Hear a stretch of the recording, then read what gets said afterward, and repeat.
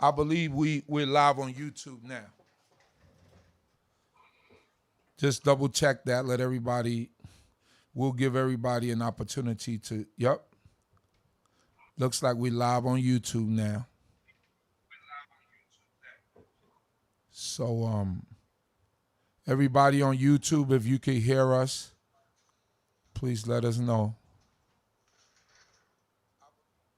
Yeah, I think we're live on YouTube now. So we should be live on both platforms. Don't forget to share, like, subscribe. Send it out to all the different groups. As I got my brother here, and this is some pertinent information, I believe, for all of us, and it should be shared. Let everybody know that we're on. Education is very important, and not it's so many Bible critics out there. Besides the European Bible critics that have been out there for years, that's been trying to disprove the whole account of the Exodus, the whole account of the patriarchs even being alive, the patriarchs meaning Abraham, Isaac, and Jacob, the whole Bible or Tanakh as we know it, they've been trying to disprove this for centuries and millennia.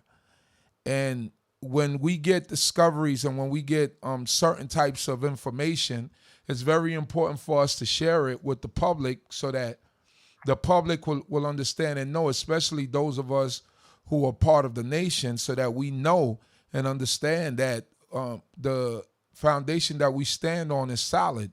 But if we don't know this information, or if we turn this information off, when we run into people in the streets, it needless to say, it wouldn't go too well with us because there's a lot of things that we would not know. So I know that it's a Sunday afternoon, but this is pertinent information, and I think that that we should really pay attention to this because of all of the things that are happening within the conscious community and the community abroad. So a lot of people out there trying to come at the Tanakh and try to disprove it. You have many people for many years, people like Brother Polite, and you have the other brother, Young Pharaoh and Sarah Suit Seti. These are all people that basically try to disprove the Tanakh and all of the characters in it. So when we find information, we have to eat it up. We have to be able to disseminate it to everyone else and let people know that the foundation, like I said before, the foundation that we stand on is a strong foundation. So do you want to add something before we get started, Chief? Absolutely, Chief. If you can, share your Zoom view on your top right corner, share it to gallery so that the audience can see us both. Because right now it's on speaker view on your end, so they can just see you. So if you put it on our gallery view, they can see us both. Yeah, well, the way I have it is on speaker mode, so whenever either one of us is speaking, it's focused on the person who's speaking. So I'm not sure if do you want it in gallery mode or is it fine this way? It's okay this way, but it might be a greater look for the audience if they could see us side by side on the screen at the same time. Got you.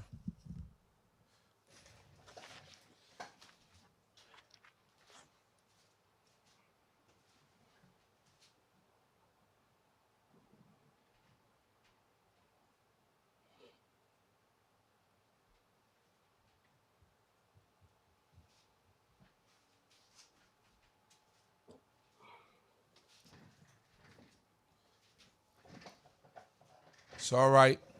We have it in gallery mode now. So now we're side by side. Perfect, perfect, perfect, perfect. So yeah, I mean, like you, I came across the video. It was brought to my attention, and the first thing I thought in my mind, I said, why wouldn't they want to have a more compatible is Israelite on the platform? You know, the Israelite brother that they had on the platform, he's the punching bag of the conscious community. They call him JJ 7000. Right. He's a messianic brother, very controversial, probably not for good reasons. And he's just pretty much the punching bag of the conscious community. So having him on that panel was very choice on their part because they know they don't have an Israelite that is thoroughly, immersed in the culture, tradition, and history, and especially the language.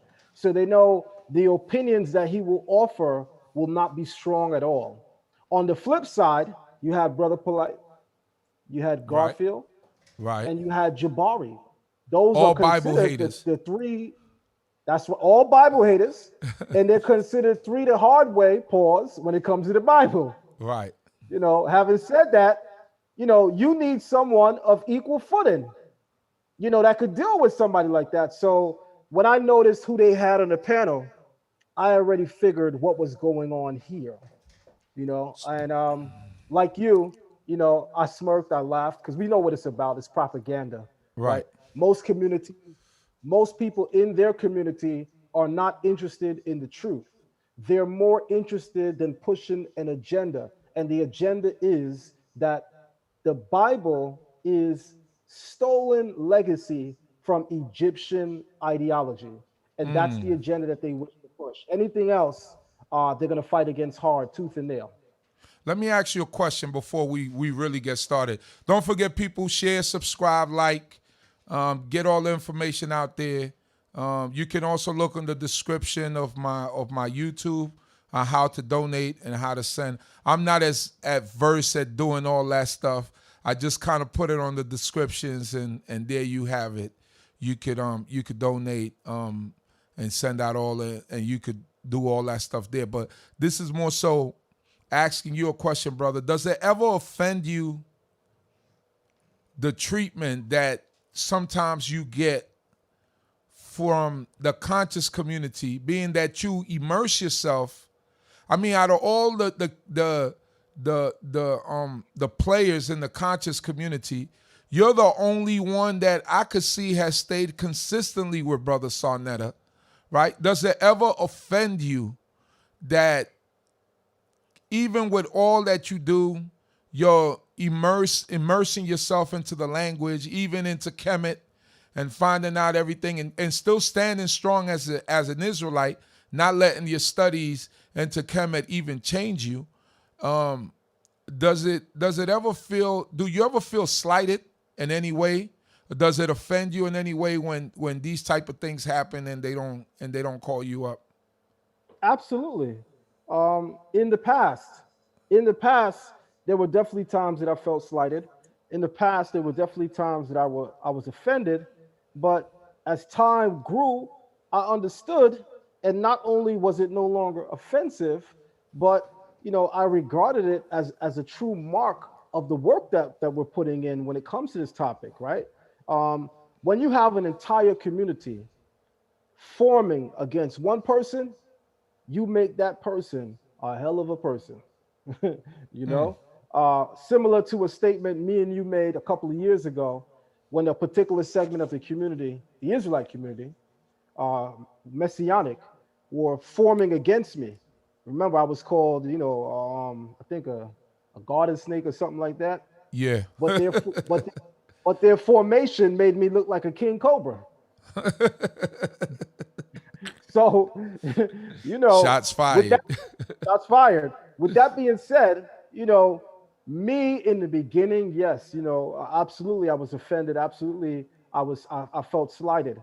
But after I understood it, it became lapels, pins on my war garment, meaning that I understood that they must do this as a means of counteracting everything that I do with this information. They have to act like I don't exist.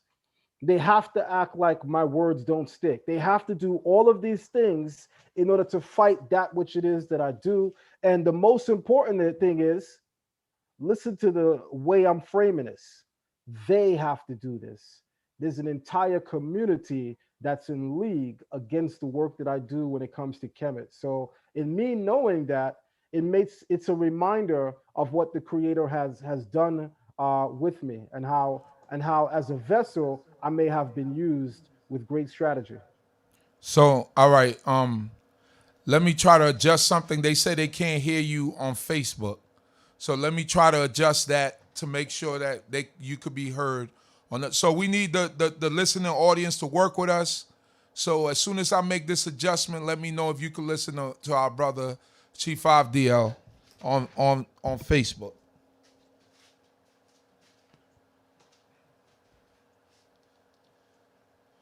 Check, check, check, check, check, check, check, check. Just making sure that the sound is coming through on my end and that everybody could hear me. Just making sure that the sound is coming through on my end, that everybody can hear me. If you guys on Facebook can hear me, type a one in the room. If you guys on Facebook can hear me loud and clear, type a one in the room. If not, type a two in the room if I'm not so clear. And also, I think this should be made. If you guys can't hear me at all, type a one. But if it's coming through choppy, type a two. How about we do that? If you guys can't hear me at all, type a one. If I cannot be heard at all, and this applies to those of you who are watching Facebook and YouTube. And if my sound is just choppy, maybe you could type a two.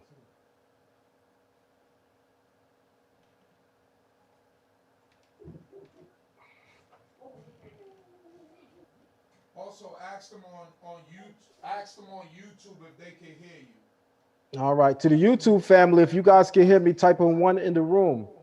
To the YouTube family, if you guys can hear me, type a one in the room. On If I'm YouTube, they hear loud, you clearly, loud and clear on YouTube. loud and clear on YouTube. It's the Facebook where we're having problems. So let me double check that and make sure that everything is right over on this end so that we could move on.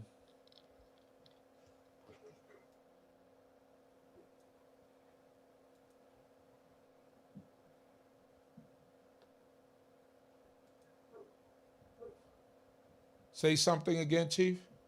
Check, check, check, check, check. 1 2 1 2. Check, check. 1 2 1 2. Check, check. If anything, we could just kill the Facebook Live, seeing that that's where they're hearing me, and just keep it Right, on YouTube. right. That way we won't have this issue. Let me make sure. Let me just give it one more try and then we'll just go straight to YouTube. Everybody knows my YouTube channel. Uziel Lewy. Just let me type it in the room just in case this doesn't go through. Just type this in and the live will be there also. Uziel Lewy.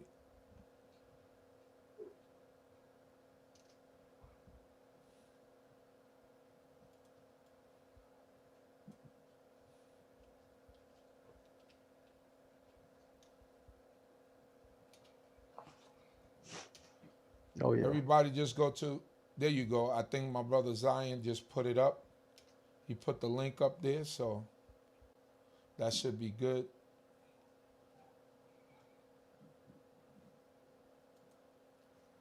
Stream setup over here.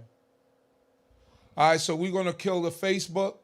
Everybody just go to the link that Brother Zion Lex put down there, and it will take you to where we're at. And he shouldn't have any problems there. I'm gonna end the Facebook stream now.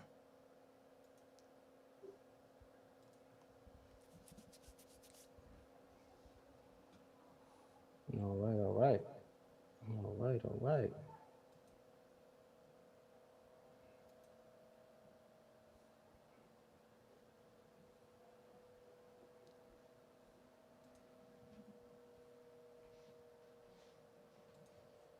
All right. All right. I think we should be good now, Chief. Yep. Looks like we good. Looks like we good.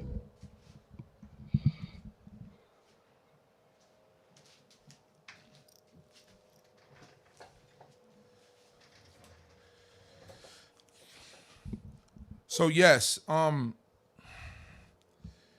getting back to actually what we spoke about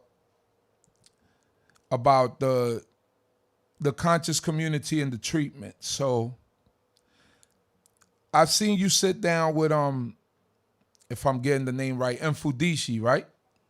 Yes. You sat down with Mfudishi. Very, very interesting. The conversation that you had. Now, some people, and when I'm talking about people, I'm talking about our own brothers and sisters, Israelites. When they see you get into these discussions, right? Hmm. Now, me and you have many personal discussions, so I must say that I'm privy to a lot of what you say to me, right, on a personal level, and I want to keep that on a personal level because those are personal conversations. So I'm privy to a lot of your way of thinking about things, right? And I know when you have these sit downs, I don't want to say that they're strategic because you don't go with an intention of how do you say it, deceiving anyone. You don't go in with that intention. But I know that you sharp as a Ginsu knife. And I know that you know what you're doing. You come from a debating background. And I Hmm. know that sometimes debates are not won. Debates are not won in a debate when you're having the actual debate, but debates are won in the information that you could gather for the Oh yeah. debate. Oh yeah. Oh yeah. Like Oh yeah. you know, you're saying is I'm not playing checkers, I'm playing chess, That's right. right? So I know that a lot of these sit downs are not to try to embarrass elders or anything like that. It's to gain information, but then sometimes some of the information that you gain is really putting the opposition in a bind to say, and they not really, some people don't really see it. They just think it's a lot of mumbo jumbo, a lot of talking, and because a lot of information is going over their heads. But there's certain things that I know and I understand that as soon as I hear them, I go, oh, Mm. he admitted to this. Oh, Mm. he's saying that. Oh, this is what's being said, because if you've been around from the beginning, you understand the dynamics of the conscious community and all the different idiosyncrasies and all the different things that have been said and all the things that have been disproven. So one of the things that I seen you when you sat down with Mfudishi was where he admitted to it being a worldly flood. Am Sure I did. correct, or am I Abs- incorrect in what I heard? he sure did. He sure did acknowledge a global flood, even to the Right. extent of including that 90% of the world's population, from his research, had to have been engulfed in a world flood. So then, if that happened, Noah's Ark and the history of the flood in the Tanakh, since they've been trying to deny the Tanakh for so many years, and the history of and the historicity, as you like to say, of the Hmm. Tanakh, then that would have to put some, or that would have to give some validity to the flood during Noah's time. Am I correct? Absolutely. And that was the point of me making sure that the dialogue included such a topic, because it gives the Bible credibility, and it gives the story validity in, referencing a grandmaster teacher of the Kemetic and or ancient Egyptian culture, history, and spiritual system, acknowledging that there was a global flood. Again, to the extent that he says he believes 90% of the world's population were engulfed in that flood. He also noted that the apex of the pyramid has water erosion, which would entail that it was part of the flood. So, absolutely, it would give the Bible story more validity, in the eyes of those who follow ancient Egyptian wisdom.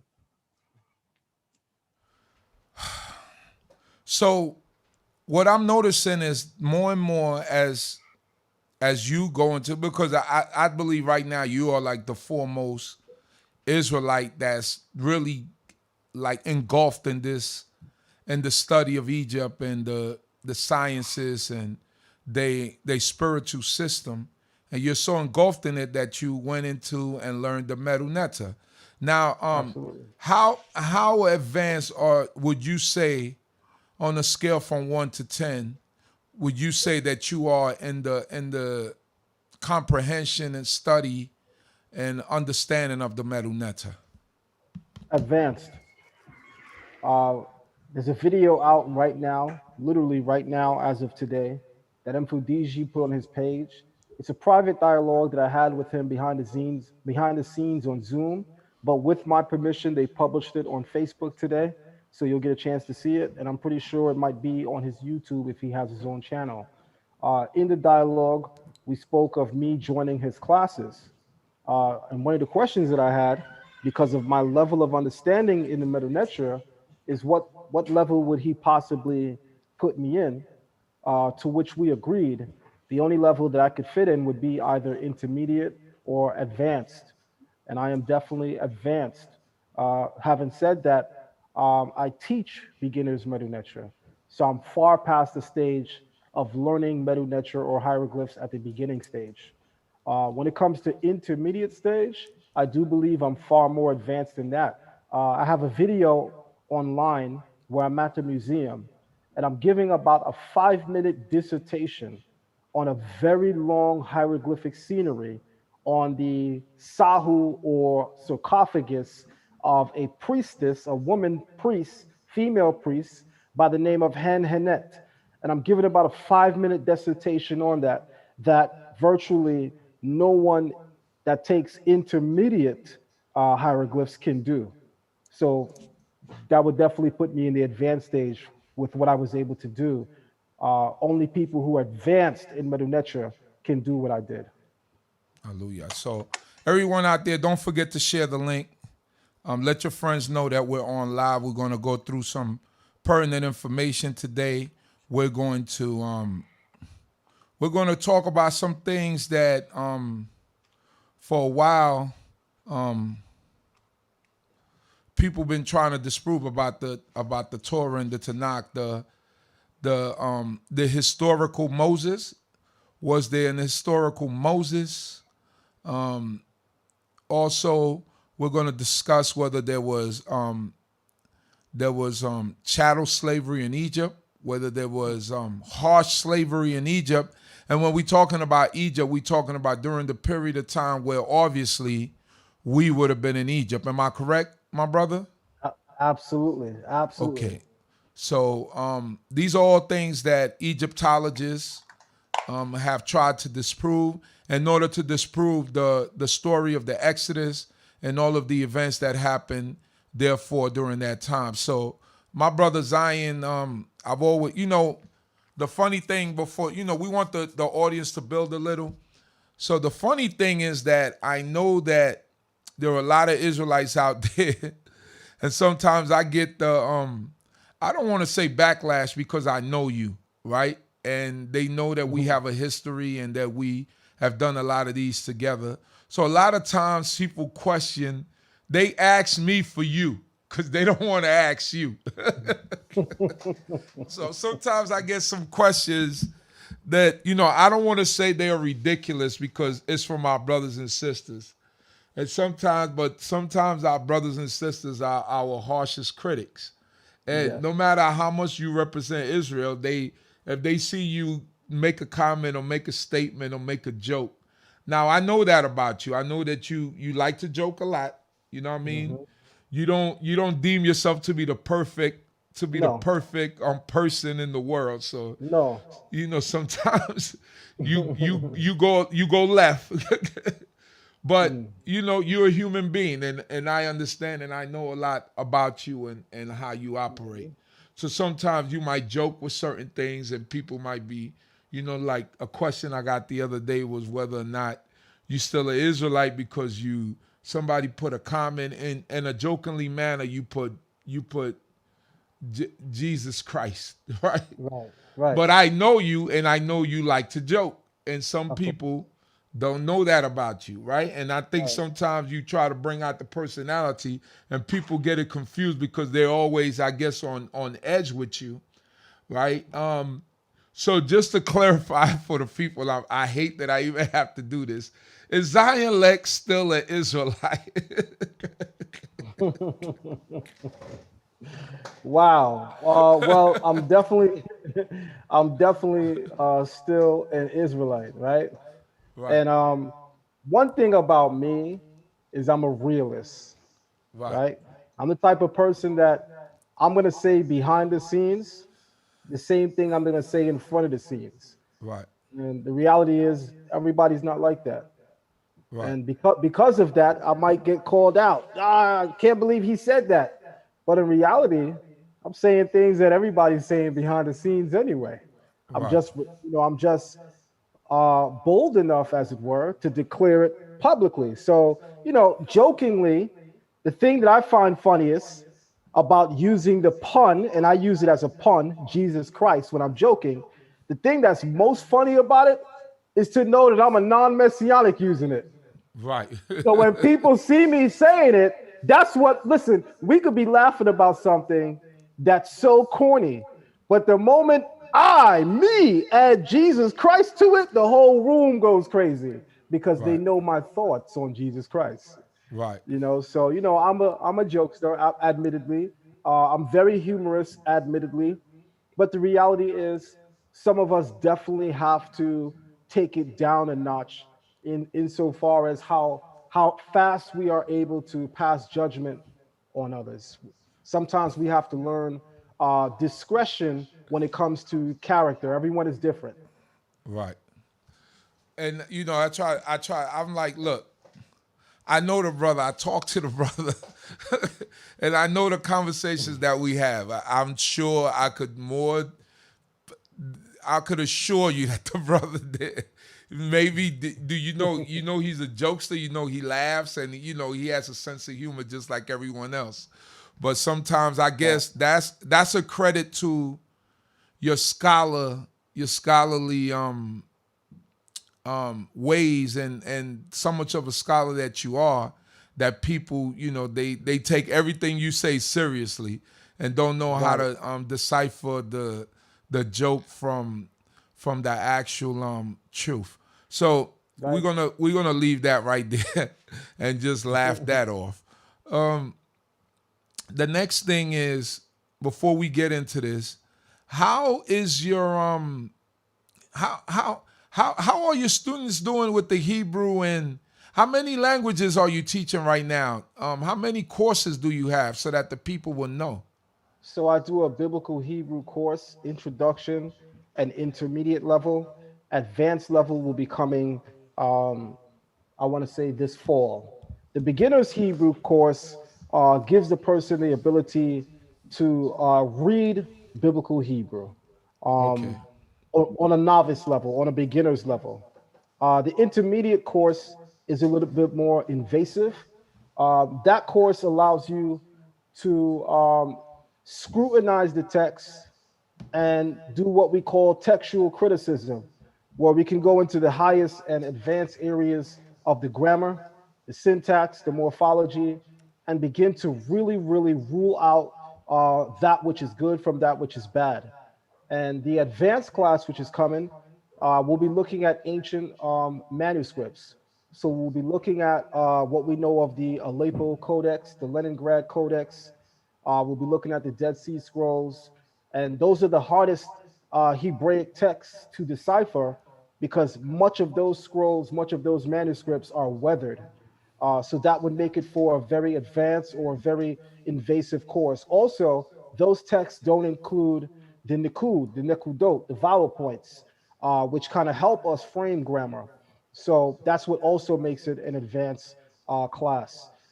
Within the beginners class, everyone gets in the class biblical Hebrew as an introduction, biblical Aramaic as an introduction, and ancient Egyptian hieroglyphs or Medu a brief introduction. Now, some people question, why is it that I do beginners Aramaic? They want to know what place does that have in the Bible, to which I remind people that almost all of the book of Daniel, Nehemiah, and Ezra are heavily laden with Aramaic. Many of the words, many of the sentence structure, many of the phrases are Aramaic. The dialogue in the book of Daniel, starting in Daniel chapter 2, where the king says, and now he spoke to the people in Aramaic, which is Aramaic. Right. From that point on, all the way towards the end of Daniel 10, all of the book of Daniel is entirely in Aramaic.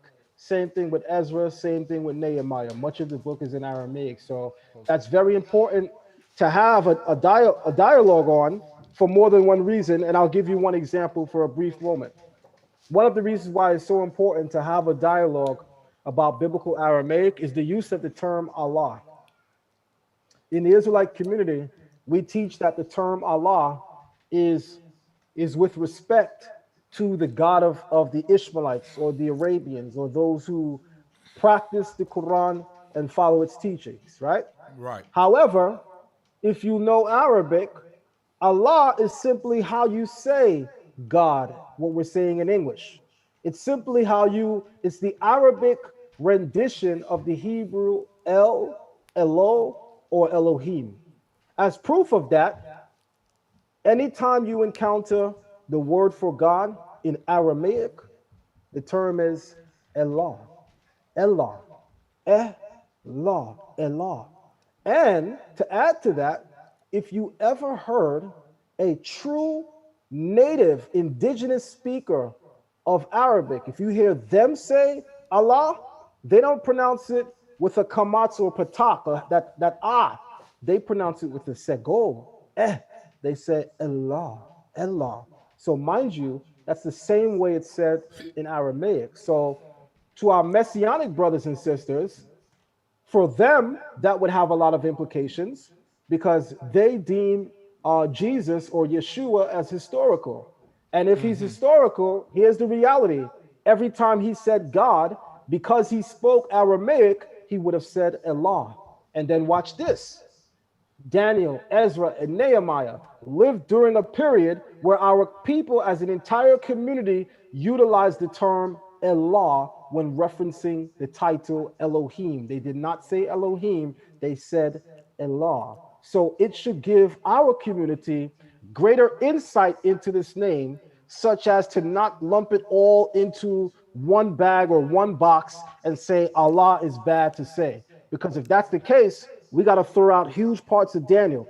We got to throw out huge parts of Ezra. We got to throw out huge parts of Nehemiah, where the term Allah is used by our native ancestors who are righteous because they're speaking Aramaic. So we have to be careful.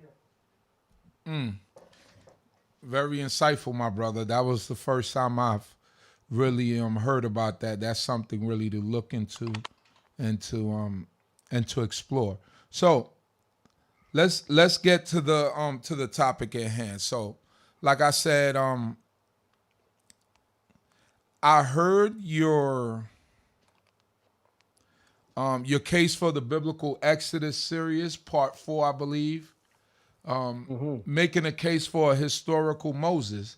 Now, why do we have to make a case for a historical Moses, my brother? The reason why we have to make a case for historical Moses is because if we're going to speak of the Bible as history, which we as Israelites do, then we must know and understand we can't use the Bible alone. The Bible is first a moral guide. The Bible absolutely contains history. In fact, it contains the most accurate history upon the face of the earth.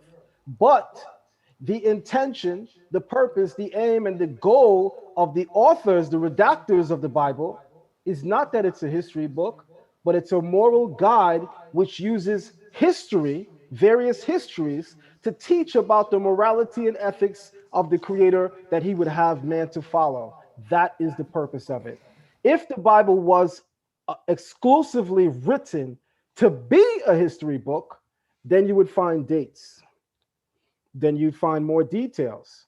And lastly, you won't find the Bible outsourcing for information. And what I mean by that last part is we read in the book of Joshua that for the rest of this, go into the book of Jasher. Joshua references a book called Jasher.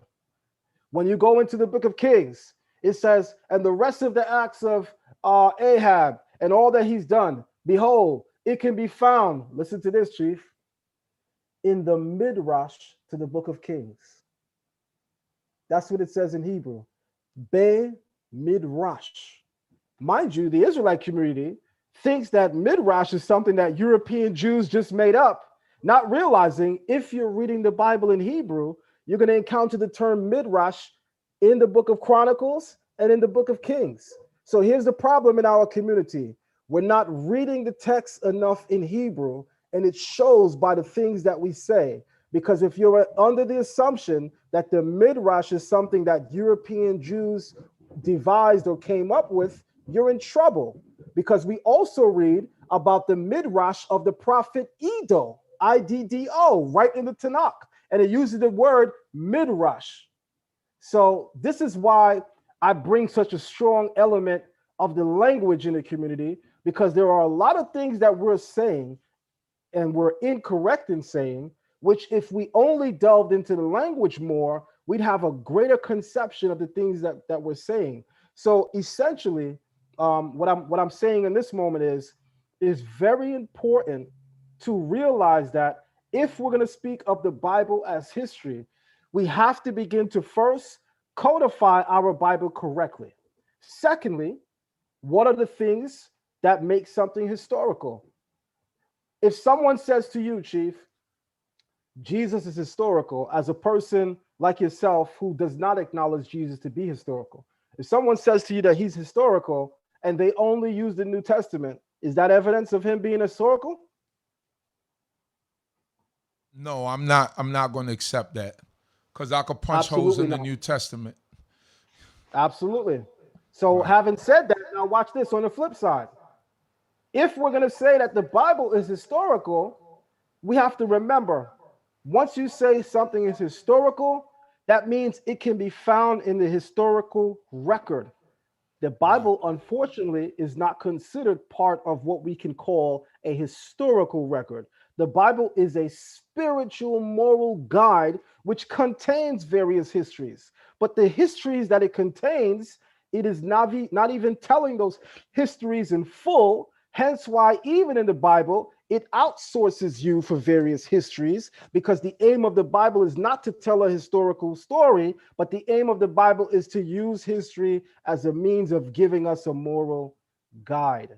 So, on the note of why it's so important to look at this as history, we have to remember the moment you speak of something as history, you have to do so. So, if the Bible is history and Israelites are saying that, every Israelite should tell me when the Exodus was. If the Bible is historical, every Israelite should know what era Abraham lived in. If he's Great point. Great historical, point. what era is he? Now, mind you, if you right now just randomly, even using the YouTube chat, asked everyone right now to tell us when did Abraham live, watch and notice, you're going to find 70 different timelines right on the YouTube chat. Because the reality is, most people don't study the Bible as history, even though they say it's history. So if we say it's history, then we have to do just that. We have to study it like it's history. We should know that the patriarchs coming around between the 20th century BC. We should know that Joseph is the 18th century BC. We should know that the Exodus takes place in 1446 BC. These are things that we should know like that. Bop, bop, bop, bop, bop. And you only know, I don't know, but you only know, speaking to the audience, if you didn't know any of the dates I just mentioned, then you know there's a lot of things you have to study. So this is why there needs to be a historical record behind saying that Moses is historical, because outside of the Bible, there are very few sources that speak of Moses as history. But in the case of Moses, we actually do have some sources that speak of him as history. So we are fortunate. But there are other patriarchs who are not found in any historical record outside of the Bible, so that the Bible becomes the only means of even regarding them as history. And from a historically verifying point of view, the historicity of those characters would definitely be in question, because there is no corroborating evidence in the historical record to regard them as historical. For us, we take them as historical by a means of faith. We believe that they live.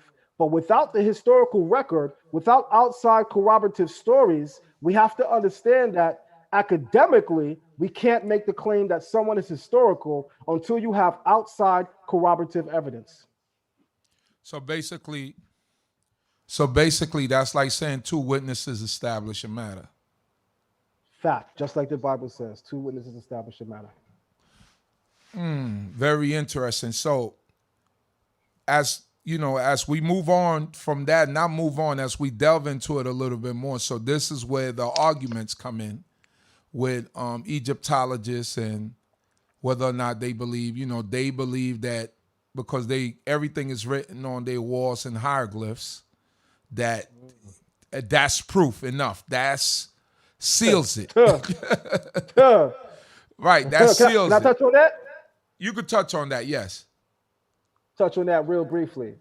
On the same token, just because something is inscribed in stone on a wall relief in Kemet does not make it historical. Until there is an outside corroborative source that speaks to the account that they're referencing, then even that must be taken as a means of faith. Mind you, Chief, with that thought in mind, we're now even Steven.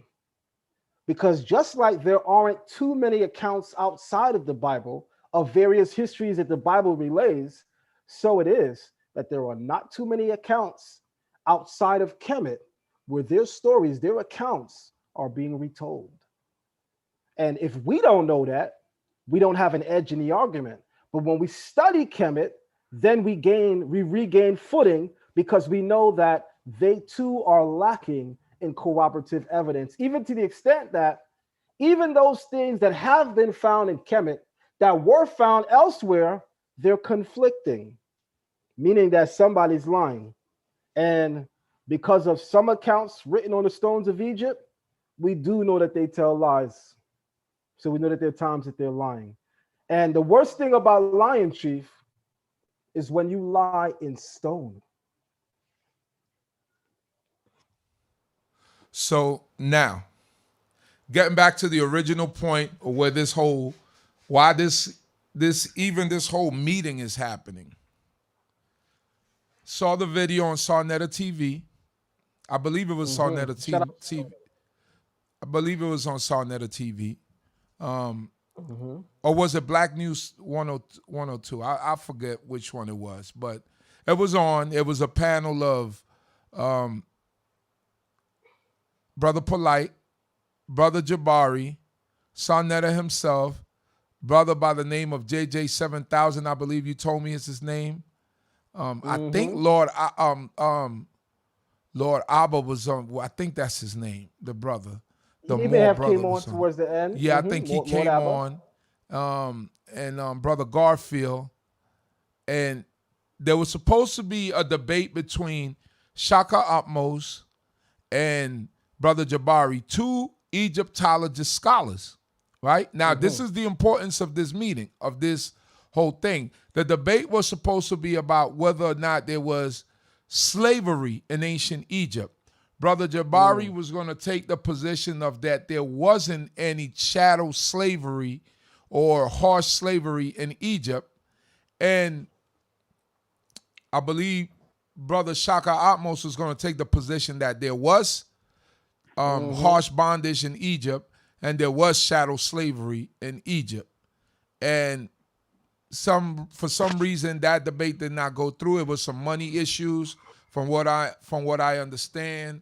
I didn't get the full gist of the money thing, what was happening, but I know Brother Jabari was on the panel. I believe he made some sort of presentation to try to prove his point. But the thing that came to mind to me was, how are you having a panel discussion about this and you have a brother who is a scholar within the community that at this point is advanced in metal studies, at this point could be more of a source of, and no slight on Brother Jabari because I like Brother Jabari, but Brother Jabari, to my knowledge, does not know the metal, right? So we all understand, in order to understand a tradition or a culture, you have to know the language, right? That's the only way you could go to the source. Even if you know a little bit of Hebrew and you understand a little bit of Hebrew, at least you could go to books, you could reference, and you could say, well, I know that this word means this and it means that. Just like how you told me about the word midrash is in the Tanakh. What I'm going to do is I'm going to verify what you say.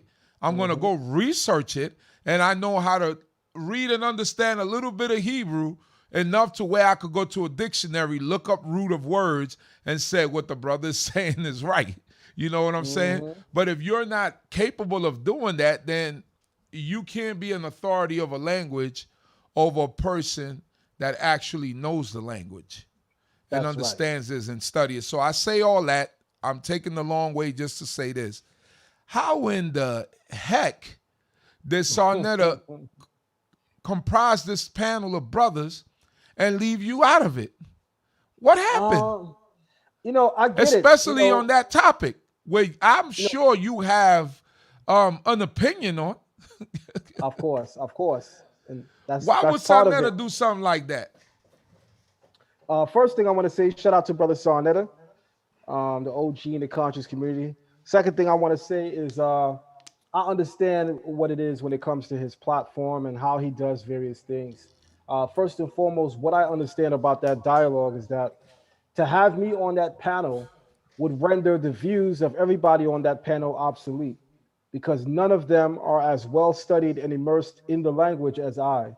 And it would actually be unfair to them to have me on that panel with those brothers. And I know Sonata knows that. And having said that, I understand why he did that. Also, we know that he's Team Kemet, right? So, being that he's Team Kemet, Team Egypt, why would he put a person that he knows and the community knows could quite possibly end the career of every man that was on that panel? So, that wouldn't be a good look for him nor any of them for all of the above reasons. Okay, so I guess he didn't want to damage his viewers or whatever. So let's delve into it then. I think first, before we tackle was there any chattel slavery in ancient Egypt? I also seen a video with you discussing Manethos, right? I'm hope I'm saying the name right? And the accounts of Manethos and in the book, right? In the book This the of, and book. also is in the book of Josephus, right? That's right. It's in the book of Josephus, right? And Josephus is actually arguing a point against Maneto's argument of, I believe, the account of the Exodus and Moses, I believe, right? So what's the importance of Manethos and who is Manethos and what is he in the scope of Kemet and Egyptologists as we call them? Who Okay, is so first thing Manethos? I want to say that there's a person in Egypt who lives during the 3rd century BC who was an Egyptian priest and an Egyptian scribe. You have to imagine that if you're a priest in ancient Egypt, that means you have access to all of the ancient priestly records and writings. Now, add to that fact that he's also a scribe in ancient Egypt. So, as a scribe, he has access to all contemporaneous history of Egypt and of the world. And he also has access to all of the ancient history of Egypt and the world. And let me also throw this in because this is also significant. There's no scribe alive that would pen a story without the aid and use of oral tradition as well. So he's also aware of all of the oral traditions of the ancient past, which is extremely significant because when we begin to unravel this Exodus narrative and this Exodus story, we soon see, and I might be jumping a little bit, but I want to say it just quickly and brief because we're going to get there. But quickly and brief, we see that because of the magnitude of the Exodus and how it confounds the Egyptian state, they go and they remove all written and physical evidence of the Exodus ever occurring, to the extent that the woman who raises Moses as her son, remember the daughter of Pharaoh that we read about in the Bible? Well, Absolutely. her name is Queen Hatshepsut. Queen Hatshepsut. And she is one of very few women that became a king, a Nisut, who sat on the throne of Kemet. She was a co-regent with her brother. Hold She on, was a hold on, co. hold on, hold on, Chief. Mhm, Hold on. mhm, You are giving information that has never been given before within our community. mm. How are you now? There's always been an argument who was the Pharaoh during the time of Moses? Mm. What exact time was Moses around? The Kemetic people, did Moses even exist? You know what I'm Mm. saying? Is he an Mm. historical character, or is he just a Mm. figment of the imagination of the Asiatics that came into Egypt, or were they even Asiatics in Egypt that were known as Hebrews? Right? These are some of the Mm. questions. Right now, Yes, you are sir. specifying the daughter of Pharaoh, right? This is what you just Mm-hmm. said. The Mm-hmm. daughter of Pharaoh, and what time period Mm-hmm. Moses was around. How did you come to this conclusion? Because you just said it's historical, and you have to be able to have proof Mm-hmm. outside of the Bible in Mm-hmm. order to make your points, or to make this point viable for people to say or accept it, right? Mm-hmm. So how did you come about with this? Well, let me first begin by saying, Chief, as I told you a couple of years ago, it was my intent and my desire to learn so much about Egypt that it would be hard to differentiate me from someone who practices their lifestyle and follows and observes their religious views. I want to study it so much that it would be hard to differentiate me between them. That's how much I'm going to study it. Having said that, I did exactly that. I also said that I was going to sit with their grandmaster teachers at one point and be able to trade evenly in a dialogue, if not even go further. I've done that as well. So I did everything that I said to the glory of the Creator, to the glory of our God. I was able to do everything that I set out that I said I was going to do.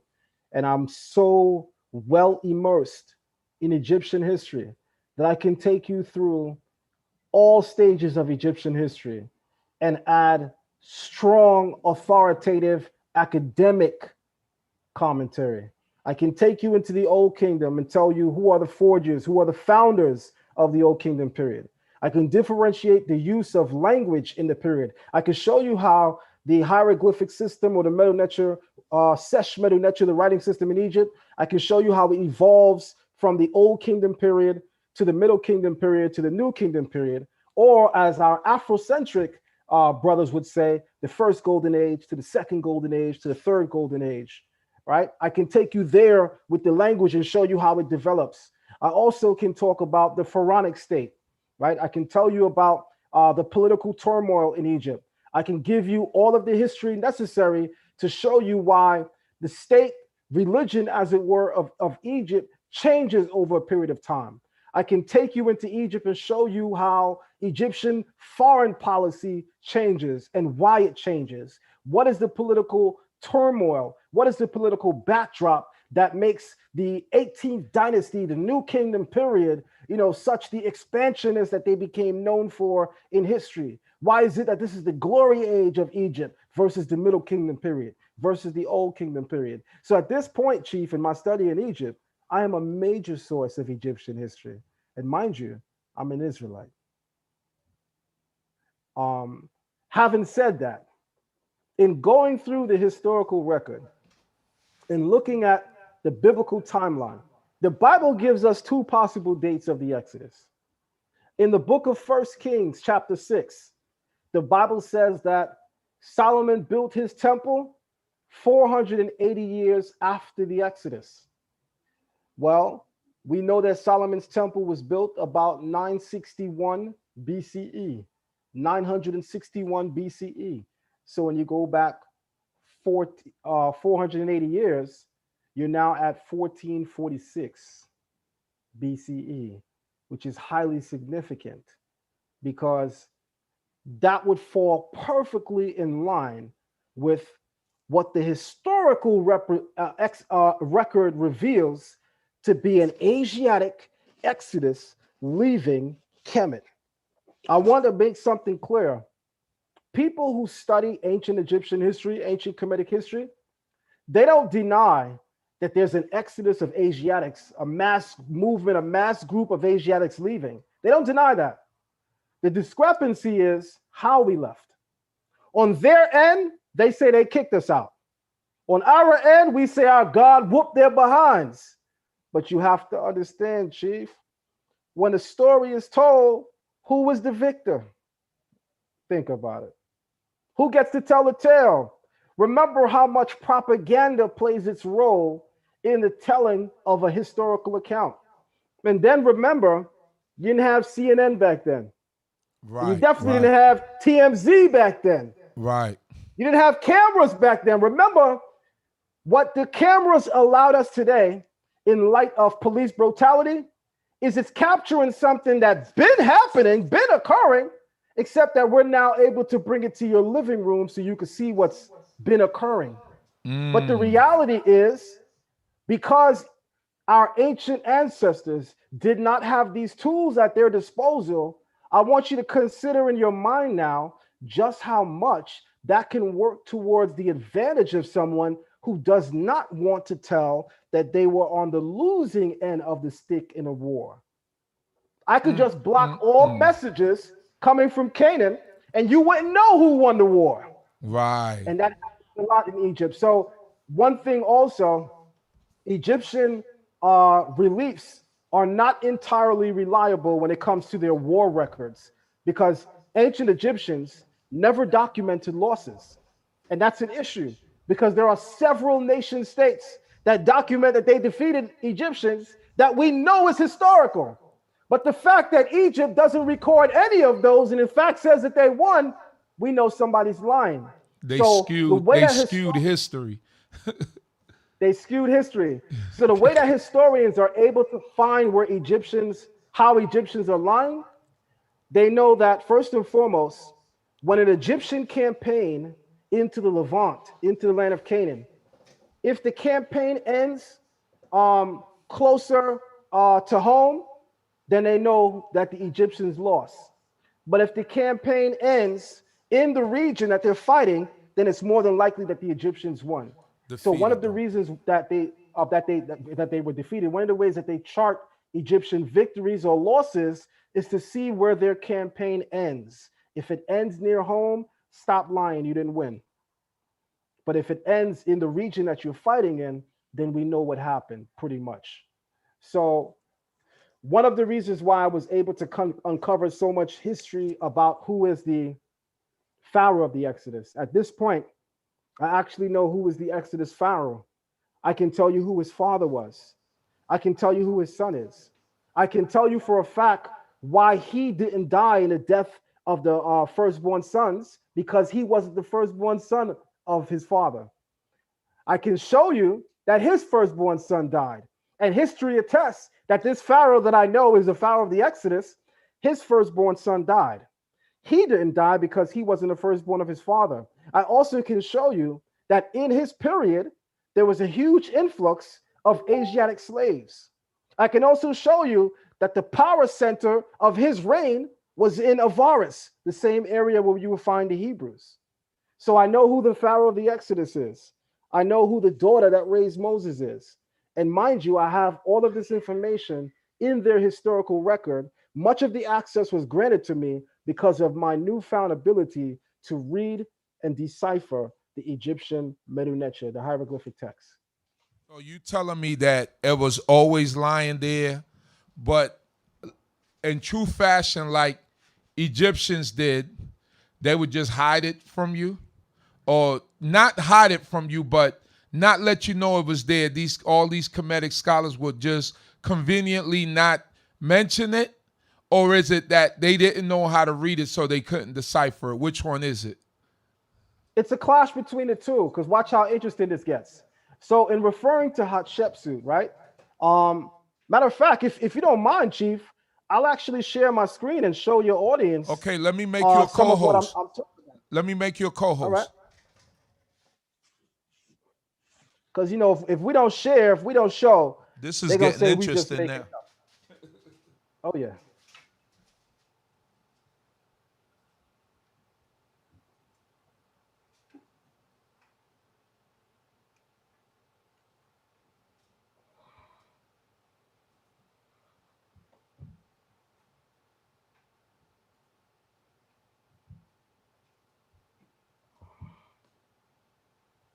Go ahead, Chief. All right. All right. So with that being said, let me do this real quick. And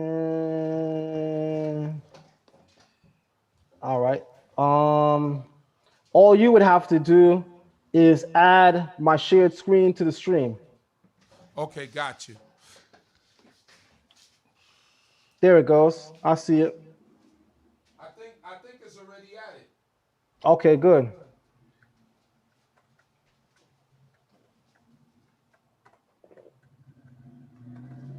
Now, as you know, Chief, we've done several museum trips to the Metropolitan Museum of Art. In the Metropolitan Museum of Art, remember, it's a particular exhibit in the Middle Kingdom period where we go into a room with huge colossal statues. And when you look up, is an image of seemingly, and I say seemingly, a king wearing a false beard and a Nemes crown. Right. So looking at the beard, you'd be tempted to say that this is a man. I But as remember the that. Medu Neter inscriptions reveal, remember that it's actually Queen Hatshepsut. Is And it i- soon is it after is her it death in actually the 14, first? Is it actually the first exhibit as you walk into that section? Is it that exhibit? it's the first exhibit. It's the first exhibit when you get into the end of the Middle Kingdom period. Right, right. I remember that. So yes, yes, yes, yes. So watch this. Look at the time of her death, 1457 BC. Remember, in BC, the time is going down. Right, And remember right. the date I Absolutely. just gave you. The Exodus is in 1446. She died in 1457. 1457. Right. So she dies about 11 years before the Exodus. But she is the woman who raised Moses. And listen to this. Hatshepsut's monuments were attacked after her death. Her status dragged down and smashed, and her image and titles defaced. Excuse me. Her statues dragged down and smashed, and her image and titles defaced. The female king vanished from Egyptian history. Jehotimas III, or Tutmos III, stepson and successor to Hatshepsut, seems the obvious culprit, but we should not condemn him unheard.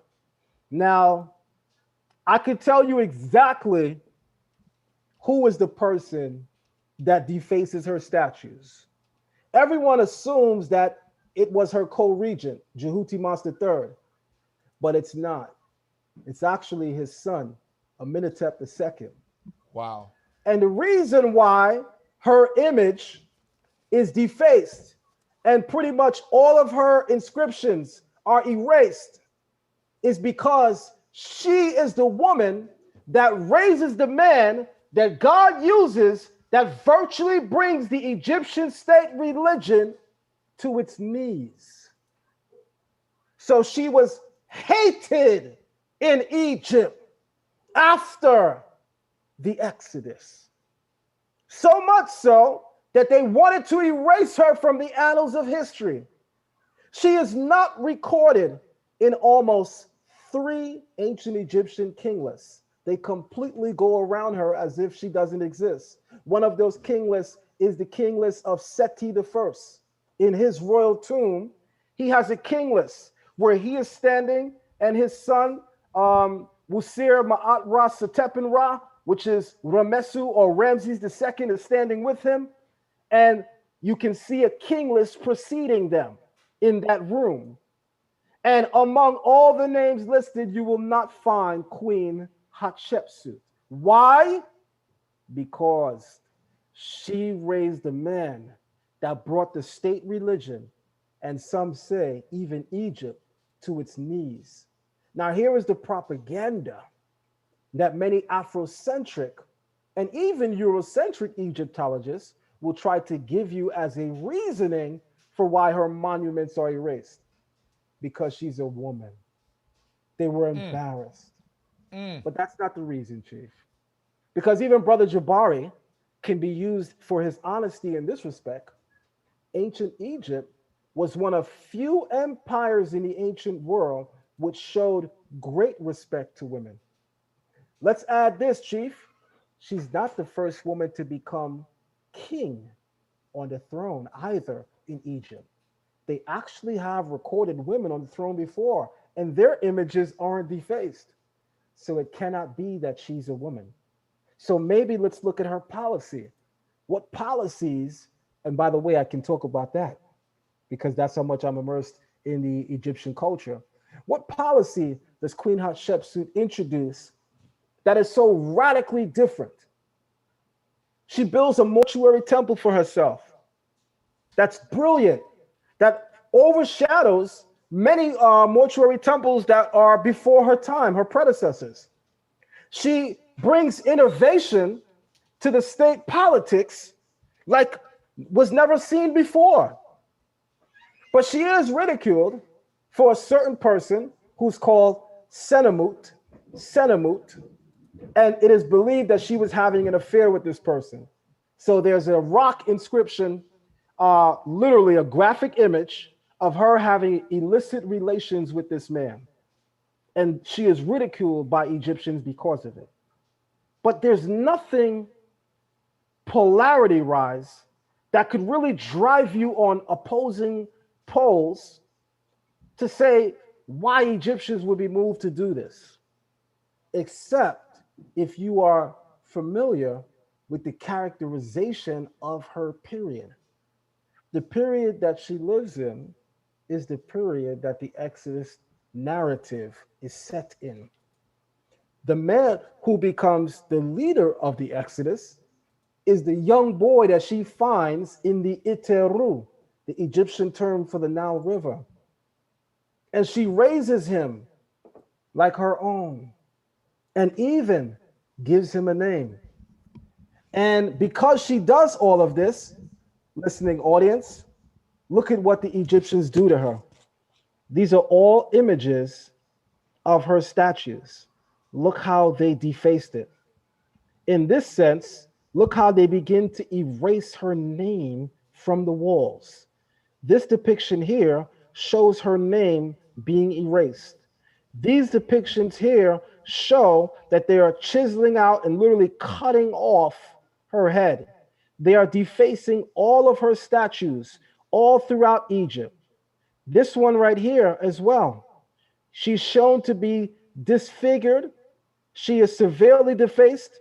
and they literally try to erase her from the annals of history. So the thing we must ask ourselves is, and this is the one, Chief, that's inside the Met Museum. This is the one that we always see when we go there. When I Right. blow it up, it should look familiar to Right. you. This is in the Met Museum. Right. We've done several tours here, and look at her face. They do not Right. want you to remember who she is. She is the one that raises the boy that brings Egypt to its knees, spiritually speaking. For those reasons, her statues and even her name are defaced and chiseled out of Egyptian history. Now, when Manetho tells and gives his history of ancient Egypt, Manetho draws from records in Egypt which detail who she is. I'm on a site right now called Tour Egypt, which is a site that Brother Jabari loves to use. In fact, he used it last night in his presentation against Shaka, rebutting Shaka, and even told the community that they should come to this particular website for information because there's a lot of good articles here. I'm not sure how thoroughly versed he is on this website because I've been using this website for years, and much of its criteria verifies the Exodus account. So I'm not sure why Uh-oh. he's telling people to come here. But watch this. So Manetho begins to write and frame. I'm going to unshare my screen for just one moment. Manetho begins to write and frame a history of Egypt based on the written record and the oral record. We know Okay. that Manetho's history is accurate when it comes to the written record because it matches something called the Palermo Stone. This is an ancient Egyptian replica that was sent to me directly from the Cairo Museum in Egypt. This is not easy to come across, and it's a very expensive buy. As small as it is, it's a very expensive buy. It's called the Palermo Stone. It gives you an account of the first 5 dynasties of Egyptian kings or rulers. It also gives you the political and socio-economic backdrop of those first 5 dynasties. And one of the things that it mentions on the Palermo Stone, Chief, is the very king list from which Manetho draws from. So, if anyone doubts whether or not Manetho's accounts are accurate, you would have to look no further than the Palermo Stone, which becomes the source of Manetho's history that he writes, Egyptica. Manetho's history, which is framed in this book right here called Egyptica, it is sourced from the Palermo Stone. The Palermo Stone, Chief, as you're about to see in a couple of moments, it documents a lot of things. One of the things, Chief, that the Palermo Stone documents is how the ancient Egyptians would go into Nubia, Ethiopia, during the Old Kingdom period, kidnap Ethiopians and enslave them and put them in the slave market. Mm. Slavery has been practiced in ancient Egypt since the Old Kingdom period. But many of the Afrocentric scholars that teach about ancient Kemet, they want you to believe that Nubia is the mother of Egypt, which technically there is some truth to that. But what they want to distance you from is the fact that native Egyptians describe Nubians as foreigners. Mm. They did not describe them as siblings. They call them foreigners. Foreigners. When you write the word for the Cushites, the people of Kash, or what we call in the Bible Cush, in the Kush. Meta Netra is called Kash. When you write Kash, you need a determinative, a throw stick, which would represent foreigner. You need the Kasut, mountain glyph, which will let you know we're talking about foreigners.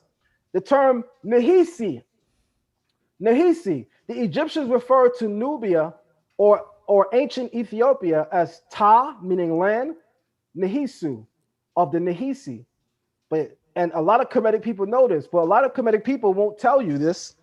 And probably because some of them, similar to Brother Jabari, they don't read the Medu Netra, Chief.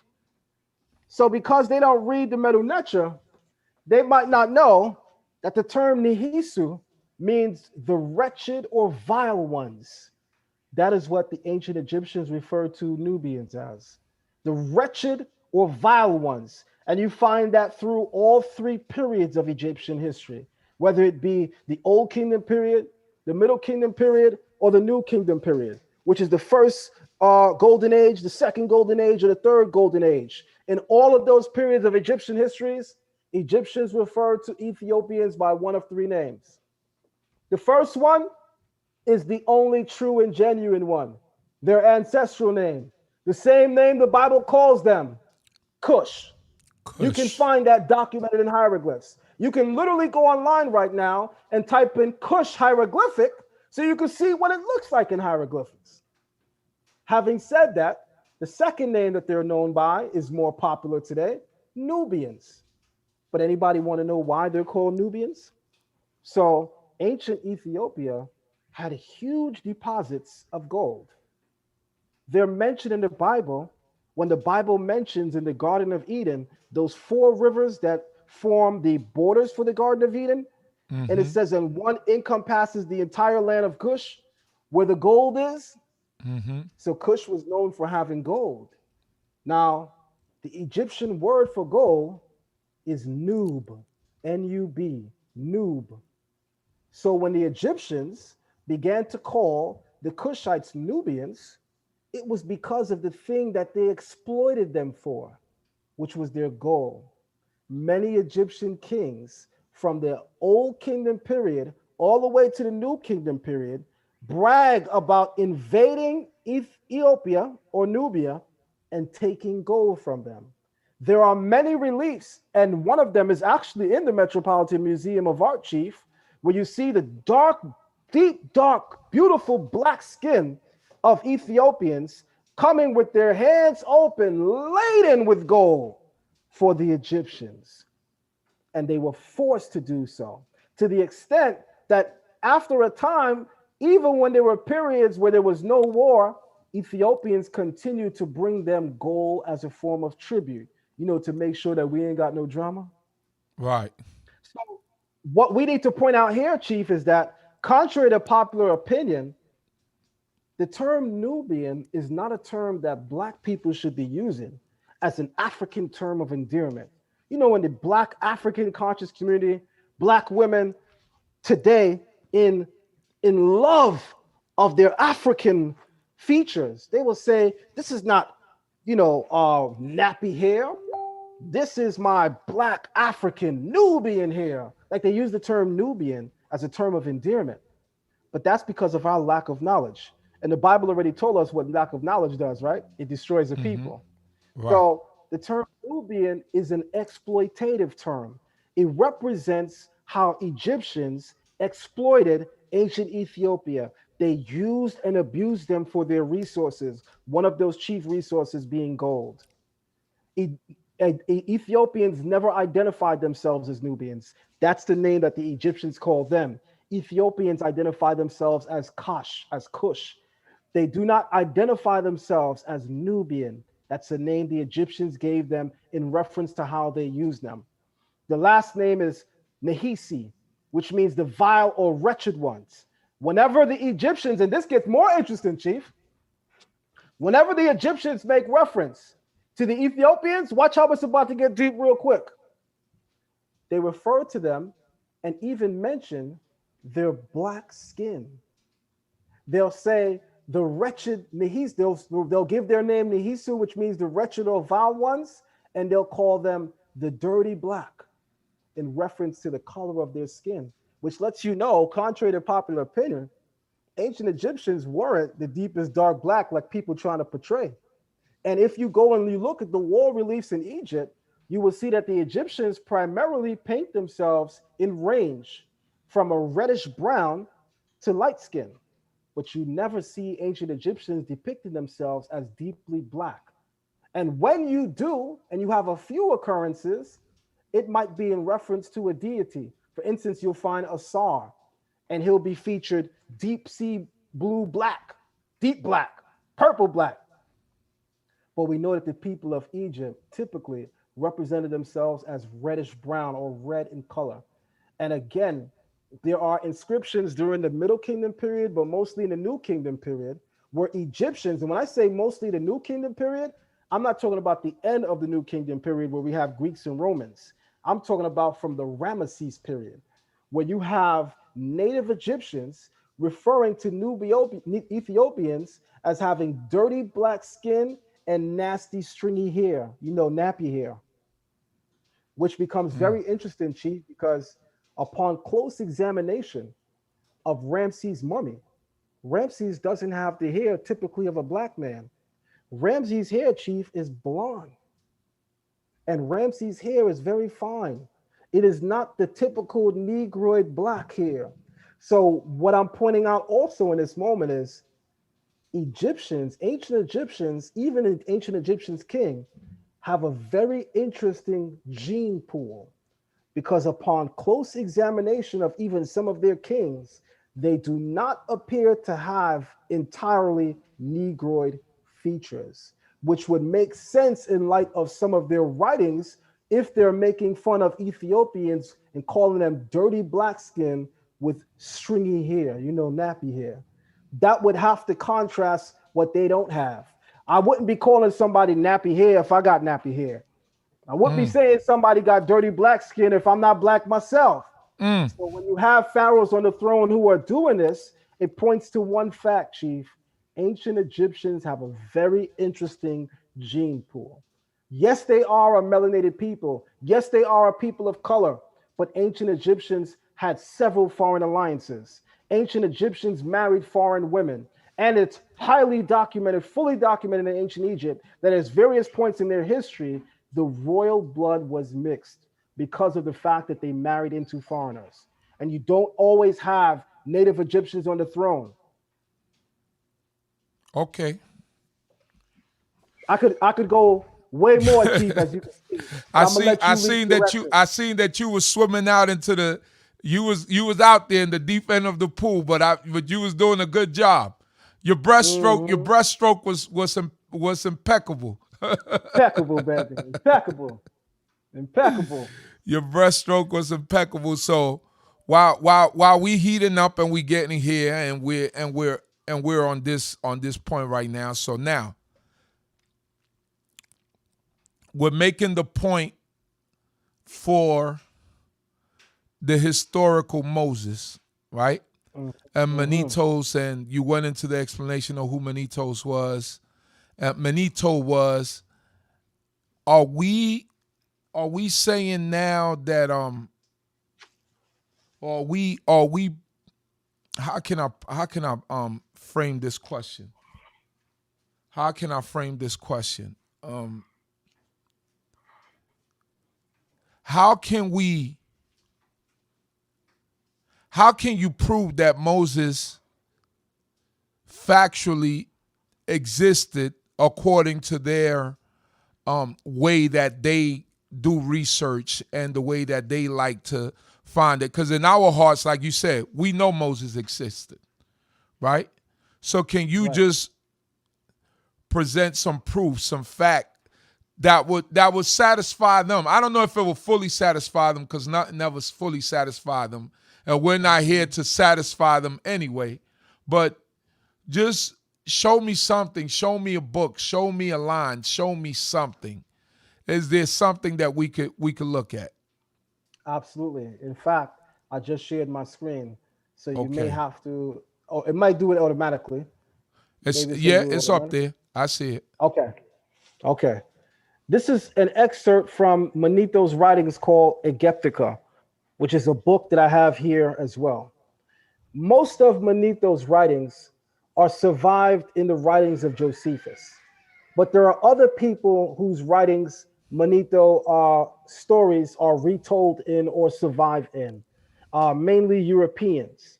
You have several people speaking of Manetho. You even have a famous European known as Plutarch, Plutarch, Plutarch. And there are several others. I'm going to read to you an excerpt from Manetho as survived in the writings of Josephus and few others. And it reads on this wise. Let me blow it up because I want the family to see it. So let me blow my screen up nice and big because I want everybody to be able to see this. All right. All right. All right. So it says Tutmos in his reign, for what cause I know not, a blast of God smote us, and unexpectedly from the regions of the east. This is Manetho giving you an account of Asiatics coming into Egypt from the east. I'll read it again. He says, Tutmos, or Jehutimas in the Metanetia, in his reign, for what cause I know not, a blast of God smote us, and unexpectedly from the regions of the east, invaders of obscure race marched in confidence of victory against our land by main force. They easily overpowered the rulers of the land. They then burned our cities ruthlessly, razed to the ground the temples of the gods, and treated all the natives with a cruel hostility, massacring some and leading into slavery the wives and children of others. Finally, they appointed as king one of their number whose name was Seletus. He had his seat at Memphis, levying tribute from the upper and lower Egypt and leaving garrisons in the most advantaged positions. Above all, he fortified the district to the east, foreseeing that the Assyrians, as they grew stronger, would one day covet and attack his kingdom. This part of Josephus's excerpt on Manetho's writings gives you the tale, gives you the story of how the early Hyksos come into Kemet literally overnight and take the city by storm. This is something that is historical that no one differs on. No Afrocentric source differs on how the Hyksos come into Egypt. They all know that the Hyksos came into Egypt with superior manpower, superior technology. Egyptians had never saw a horse before, chief, when the Hyksos came into Egypt, nor had they ever seen the likes of a war chariot like that of the Hyksos. Also, the Hyksos were using bronze weapons. They were using bronze weapons. They were even utilizing what we call the composite bow, which is a bow and arrow, which is so strong that when you shoot it, it goes 5 to 10 times the distance of the average bow at about 20 to 30 times the speed. So they brought in superior war technology and they whooped the native Egyptians overnight. Now let's talk about the Hyksos for a moment. The term Hyk is a Metanetia term which means ruler or shepherds, and Kasut means foreigners. So Hyksos can mean shepherd foreigners, or it can mean rulers from foreign districts or foreign rulers. That's what it can mean. But it's a reference to the Amorite kingdom. The Amorite kingdom begins with Hammurabi in the east, circa 18th century BCE. That's the eastern branch of the Amorite kingdom. The Amorite kingdom is so vast, chief, that it goes all the way deep into the west. It comes into the land of Canaan. And it even is known to go so far in the west, chief, that the Hyksos are actually seen in the Mycenaean kingdom on the island of Crete in Greece. So the Amorite empire, chief, is so vast that it stretches all the way from Mesopotamia in Babylon to all the way west, island of Crete, the Mycenaeans. There are several murals on the island of Crete today showing you the Hyksos, and I'm going to show you some of them in a couple of moments. Also, the ruling class, chief, that sits on the throne of Egypt during the time of the Exodus are not native Egyptians. This is very important. Native Egyptians are not sitting on the throne during the time of Joseph. When Joseph comes to Egypt, Egypt is being ruled by foreigners, by Semitic people, by Asiatics. This is a people the Egyptians call the Hyksos, which is why, if you notice, Chief, you remember when Joseph reveals himself to his brothers and lets them know that it's me. And I just been playing with y'all because y'all done pissed me off. Y'all done threw me in a hole. Y'all got me sold into slavery. So Simeon and Levi, I got a whole issue with y'all. And you, Simeon, must have really did something to me. Because notice that that's the one that he holds. He got an issue with, right? Right. He got an puts him issue in with jail. Simeon. Puts him right to jail, which lets you know Simeon must have showed him them hands before they threw him in that hole. Or his word was probably very harsh against Joseph, because Right. Joseph clearly had an issue with him. But here's my story. Notice that when he finally reveals himself to his brothers, Chief, what does he say to them? Correct me if I'm wrong, Chief. Does not the accurate account of the Tanakh, does not the Tanakh tell us that when Joseph reveals himself to his brothers, he said to them verbatim, say unto the Egyptians that you are shepherds, Right. not to the Pharaoh. Right. Go back and read the account. Joseph does not say to his brothers, make sure you tell Pharaoh that you are shepherds. He explicitly says to his brothers, say to the Egyptians that you are shepherds. You remember that? Yes. Now watch this.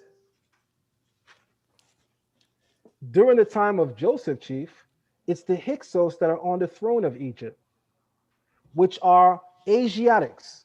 And their occupation, like most people in the Asiatic world, are shepherds. So the people ruling Egypt are shepherds. So when Joseph says to his brothers, say unto Pharaoh that you are, say unto the Egyptians that you are shepherds, it is achieving a very brilliant plan. Joseph wants his family to dwell and live in the best of Egypt. The best of Egypt at that time in Egypt is Avaris, which the Bible calls Goshen. This was the power center of the Hyksos kingdom. This is where they settled. This is where they lived. So when Joseph said to his brothers, say to the Egyptians that you are shepherds, that ensured that they would dwell in the fat of the land, the best of the land, which is the city of Avaris, the very power structure where the Hyksos live, which is also at the time where Joseph lives. Because remember, according to the Bible, Joseph is an Egyptian vizier. And the Meta-Netra term for that is Emir, E-M-M-E-R, Emir. That's what they call it in the Meta-Netra, Emir. So Joseph is an Emir, which the Bible calls a viceroy. And in his wisdom, he reminds his brothers, because they're not lying, they are shepherds. Make sure you tell them Egyptians that y'all are shepherds, because he knows that's going to ensure that they live where he lives. Now watch this, Chief, the common sense in this all. My father told me years ago when I did something that I don't want to mention, boy, you're a fool. Why the hell would you volunteer bad information? Remember, Chief, the Egyptians do not like shepherds. As the Bible says, shepherds are an abomination to the Egyptians. So ask yourself this question. Joseph knows that. He's an emir, he's a vizier, which would also mean, Chief, many of the viziers in Egypt, they were also the chief priests. So it can readily be said that Joseph was also possibly what is described as a lector priest, or Neptepi, Zeptepi of Egypt, Hemnecher Tepi, which is a chief priest. So with all of those things in mind, Chief, Joseph knows this ain't good information. If it's just to tell them that they're shepherds, Joseph, why are you asking them to volunteer bad information? Why would you want them to tell them that they're shepherds, knowing that shepherds are an abomination to Egyptians? Right. But Joseph is not volunteering bad information. Joseph is giving wisdom. Because when you say unto the Egyptians that you are shepherds, they will make sure that you dwell where all the shepherds are living, which is where the ruling class was living, the Hyksos, the city of Avaris. Brilliant. which is further proof to us of the time period of Joseph. So we know Joseph lives during the time that not non-Egyptians were on the throne. Now watch this, Chief. This is also why Joseph was so easily promoted on the throne. Native Egyptians would have never made an Asiatic a vizier. Not in that time, not in that period. But I'll tell you something that's interesting, Chief. There is a vizier in ancient Egypt. And you want to know what his name is? What's his name? You're going to laugh when you see this. Wait till you see my screen. You're going to laugh when you see this. The family is getting so much history right now. Watch this.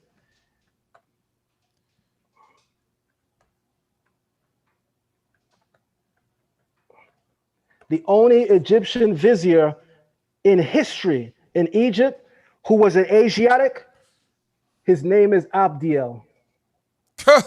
Abdiel. Isn't that ironic, Chief? Isn't that ironic? Yes. Isn't that ironic? Yes. There's a person by the name my of servant is God. God is yeah, my servant servant of God. Yes, servant of God. Servant of God. Right. Because the yod at the end is possessive, so it can mean my or it can mean of. Right. So Abdiel, right. Servant of God. Of God. So the only other the only other Egyptian vizier that was an Asiatic is this person who is Abdiel, which is interesting, Chief, because when I chose this name, I didn't know nothing about this history. Right. Furthermore, the year being 1994 when I chose this name, I didn't know nothing I knew now about ancient Egypt, which is interesting. Because if you're a vizier in ancient Egypt, you have to know everything about Egyptian history. So this is very interesting that me and this person share the same name. And in my studies, I've come to study Egypt so deeply. But let me move on and say some more stuff. But I thought you would find that interesting. Having said that, Chief, the wisdom in this moment is to note that, remember the Bible says, after the death of Moses, Chief, it literally says verbatim, and a new king arose who knew not Joseph. Right or wrong? Right. Now watch this. What new king could come to the throne of Egypt and not know who Joseph was? The Bible speaks of all of these different innovations that Joseph brought to Egypt. By the way, it should be noted that there's a well near the Nile Delta in Egypt right now that is named after Joseph. It's called the Buyer al-Yosef, the well of Joseph. And it's right in the same area that Joseph lived in Egypt. And the natives today in Egypt still call it the well of Joseph. So that's clearly even evidence in the ground in Egypt that they know of a person named Joseph. But watch this. The only reason why the next king that comes to throne when Joseph dies, the Bible says knew not Joseph, is because this represents a pharaoh known as Pharaoh Amos I, who drives out all the Hyksos. And when they drive out all the Hyksos, Egyptians begin to wipe clear the history of Hyksos, about a 200-year span. So much so that it gets them in trouble years down the line because they erase too much history that they got to come back and tell the whole story because they done lied too much. That's what, your mama told you, if you tell a lie, just know you got to tell 10 with it. It's never just one lie. Because the moment you question by somebody that's a good investigator, now you got to tell 10 lies. Right. So it's never just one lie when you lie. It's always more. So they ran into trouble. So the Bible comes alive, Chief, is what I'm trying to paint for us when we know history. You would understand why the Bible says, and a new king arose who knew not Joseph, if you're clear on the fact that this represented Amos I, who defeated the Hyksos, erases and wipes clean all of their memory. It's not that he didn't know Joseph, but this new regime does not acknowledge Joseph in anything that he did.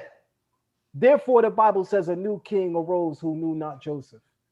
And if we don't know these things, then why are we saying the Bible is historical, but we can't historically make sense of the biblical narrative? Because Right. outside of the biblical narrative, we don't know why the Bible said that a new king arose who knew not Joseph. We might literally think that that's literal, but it's impossible that it would be literal.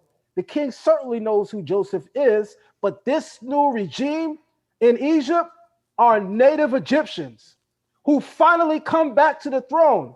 And not only do they not acknowledge Joseph, but everyone that is Asiatic, because the Hyksos are a Asiatic people, everybody who's Asiatic that remains in Egypt, we hate you with a perfect hatred. So beginning with the reign of Ahmose I, in comes enslavement for Asiatics like Egypt had never saw before.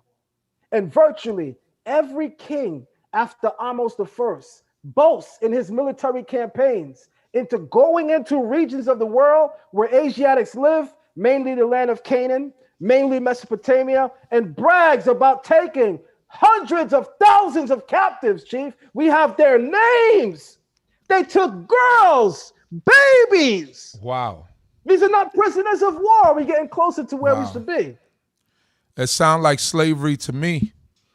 Sound like slavery, but we didn't even get to the slavery part. We cooking up. We cooking. Cooking up. The curry, you just browning the curry right now. We just browning the curry right now. Just added the garlic. Yeah. All right. We burning that curry, and I just added the garlic. We ain't ready yet. All right. But let me say this to you, Chief. Where we're going next is the enslavement process. Because I'm not going to simply say that ancient Egypt had slaves. I'm going to give you the political backdrop that the ancient Egyptians themselves felt was necessary to garner so many slaves. We have to ask ourselves this question. Chief, ancient Egyptians were a melanated people just like us. The Bible says Moses was mistaken as an Egyptian. Mind you, Chief, at Manetho's account, Manetho calls Moses an Egyptian priest, which sounds familiar because the Bible says that Moses was mistaken for an Egyptian. And as far as Manetho is concerned, Manetho actually thinks he's Egyptian. So that means the Bible's accurate that Moses was mistaken for an Egyptian because a native Egyptian can't even differentiate whether he's a Hebrew or not. He's describing him as Egyptian. Wow. Having said that, Chief, if we are going to talk about slavery in Kemet, we have to ask two questions. The first question is, why would a melanated people enslave another melanated people? And there's one reason why we have to ask that. Because we are so much engulfed in the transatlantic slave trade where white people came in and stole black people to the extent that we have no memory of black on black crime. We have no memory of black people enslaving others. We wouldn't need to ask the first question I put on the table if the transatlantic slave trade didn't occur and wasn't so successful. The transatlantic slave trade was so successful that black people contemporary with us equate slavery with white people coming to take black people. So when we hear of black people in the ancient far distant past enslaving other black people, that really is a red flag for us, because for us, we want to say, why would they do that? And I'm about to paint that narrative, but I want you to control the direction of the conversation. So next question is on you, Chief. No, you were doing fine. I was getting so much from what you were saying. You know, I was getting so much because we often don't understand that part of the history, because it did seem strange to me that how didn't Joseph know there was a Pharaoh that didn't know Joseph when Joseph was just a couple of generations away from Moses? You know, so you would think that the greatness that Joseph did, right? The greatness that he did would outlive his name in Egypt, right? That's right. I mean, that's something that you would think of, but now it's making sense when you put it in the sense of the Hyksos, and they were the ruling class during that time. And then when the native Egyptians took over again, They was like, the heck with the Hyksos and everything, anything that had to do with them. We're going to erase all that. And if, as you prove with the woman Pharaoh, that they erased her history because of what she did, right? So they weren't different than any other society. Like America tries to erase his slave history, but they can't Propaganda. because people are throwing it right in their face. But if they could, they will erase it. You know what I'm saying? You know, Completely. you know what's interesting about your last statement? You just said verbatim, they are not any different, and you're referring to the Egyptians. Right. You said they are not referring to Egyptians any different than the Americans who try today to erase the history of slavery. Like Right. you and I know, because we have children that are now becoming young adults, Right. as early as junior high school, they're remixing the narrative, and the history books are now describing slavery, African slavery here in America, as Right. indentured servitude. What the hell? Indentured servitude? Listen, I might not know a lot, but I know indentured servitude means I'm selling myself to you. I know what that means. But Right. y'all kidnapped us. What are you talking about, indentured servitude? But that's what these history books contemporary with us in 2021 and has been with us since 2017 when I first saw it. That's what they're rewriting right now. That's the remix on our history. America's history books, family. For those of you who have children, they're starting to put in the books that the slave experience was indentured servitude. Now Yeah. watch this, Chief. The interesting thing to me about your last comment is Brother Jabari does the same thing. He What? tries to remix the narrative of Egyptian enslavement, and he tries to marginalize it into just either indentured servitude or someone just simply being a servant, and Yes, even just a servant. harping upon his title, right?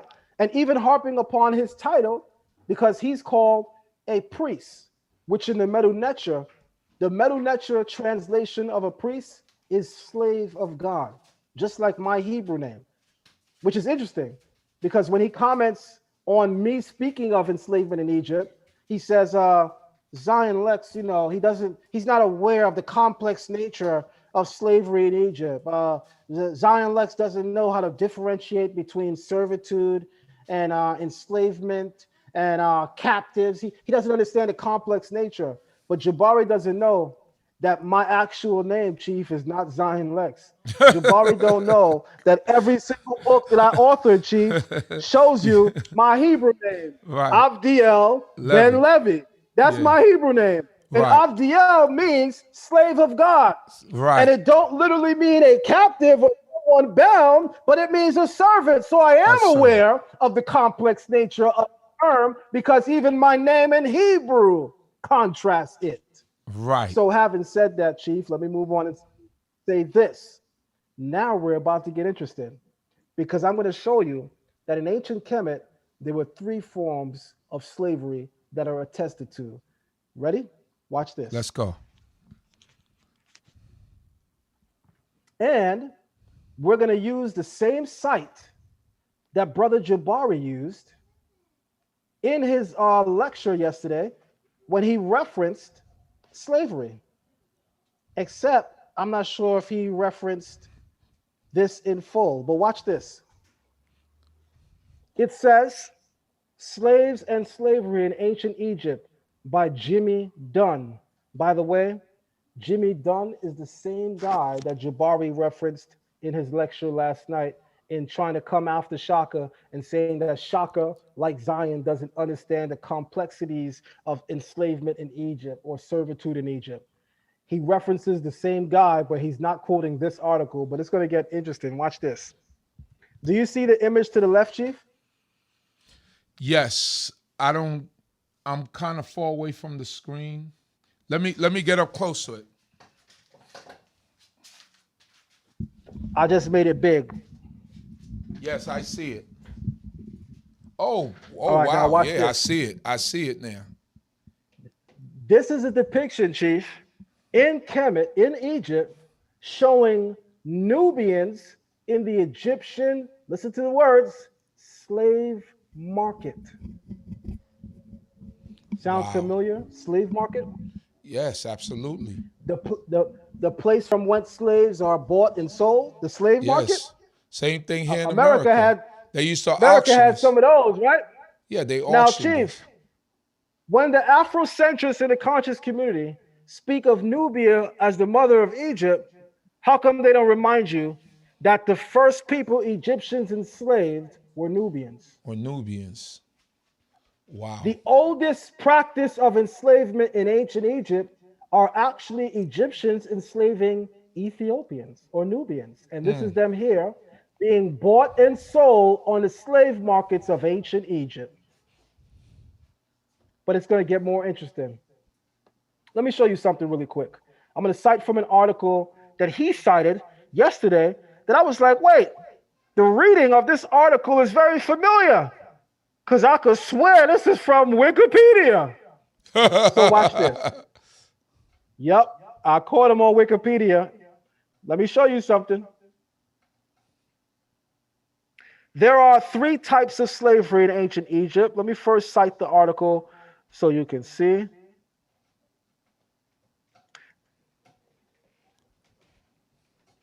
By the way, All G. right. Rob Blackburn, thank you for your donation.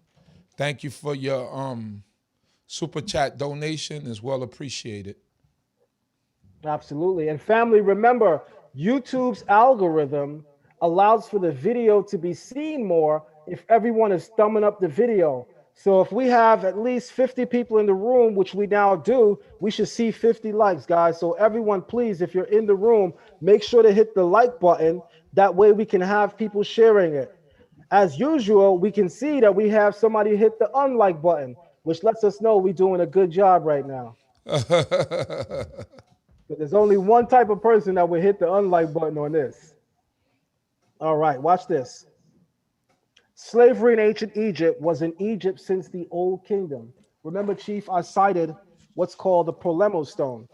And I showed you Absolutely. that you can find Nubians in the slave market in Egypt as early as the Old Kingdom period of Egypt, contemporary with the building of pyramids, which is interesting.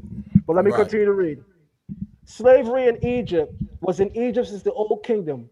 Discussions of slavery in Egypt are complicated by terminology used by the Egyptians to refer to different classes of servitude over the course of dynastic history. This is exactly what Jabari read verbatim last night, by the way, which let me know he was on Wikipedia. Interpretation of the textual evidence of classes of slaves is in ancient Egypt has been difficult to differentiate by word usage alone. There were three types of enslavement in ancient Egypt. Watch this, Chief. Chattel slavery, bonded labor, and forced labor. Chief, is it not a fact that the transatlantic slave trade was a slave trade of chattel slavery, Absolutely, my brother. Absolutely. where we were regarded as the Property. personal property Property. of any and everyone? You see, if I'm a bonded slave, meaning if I sell myself into servitude, I'm just a bonded slave. And that means I belong to the state. No regular citizen can own me because that's chattel slavery.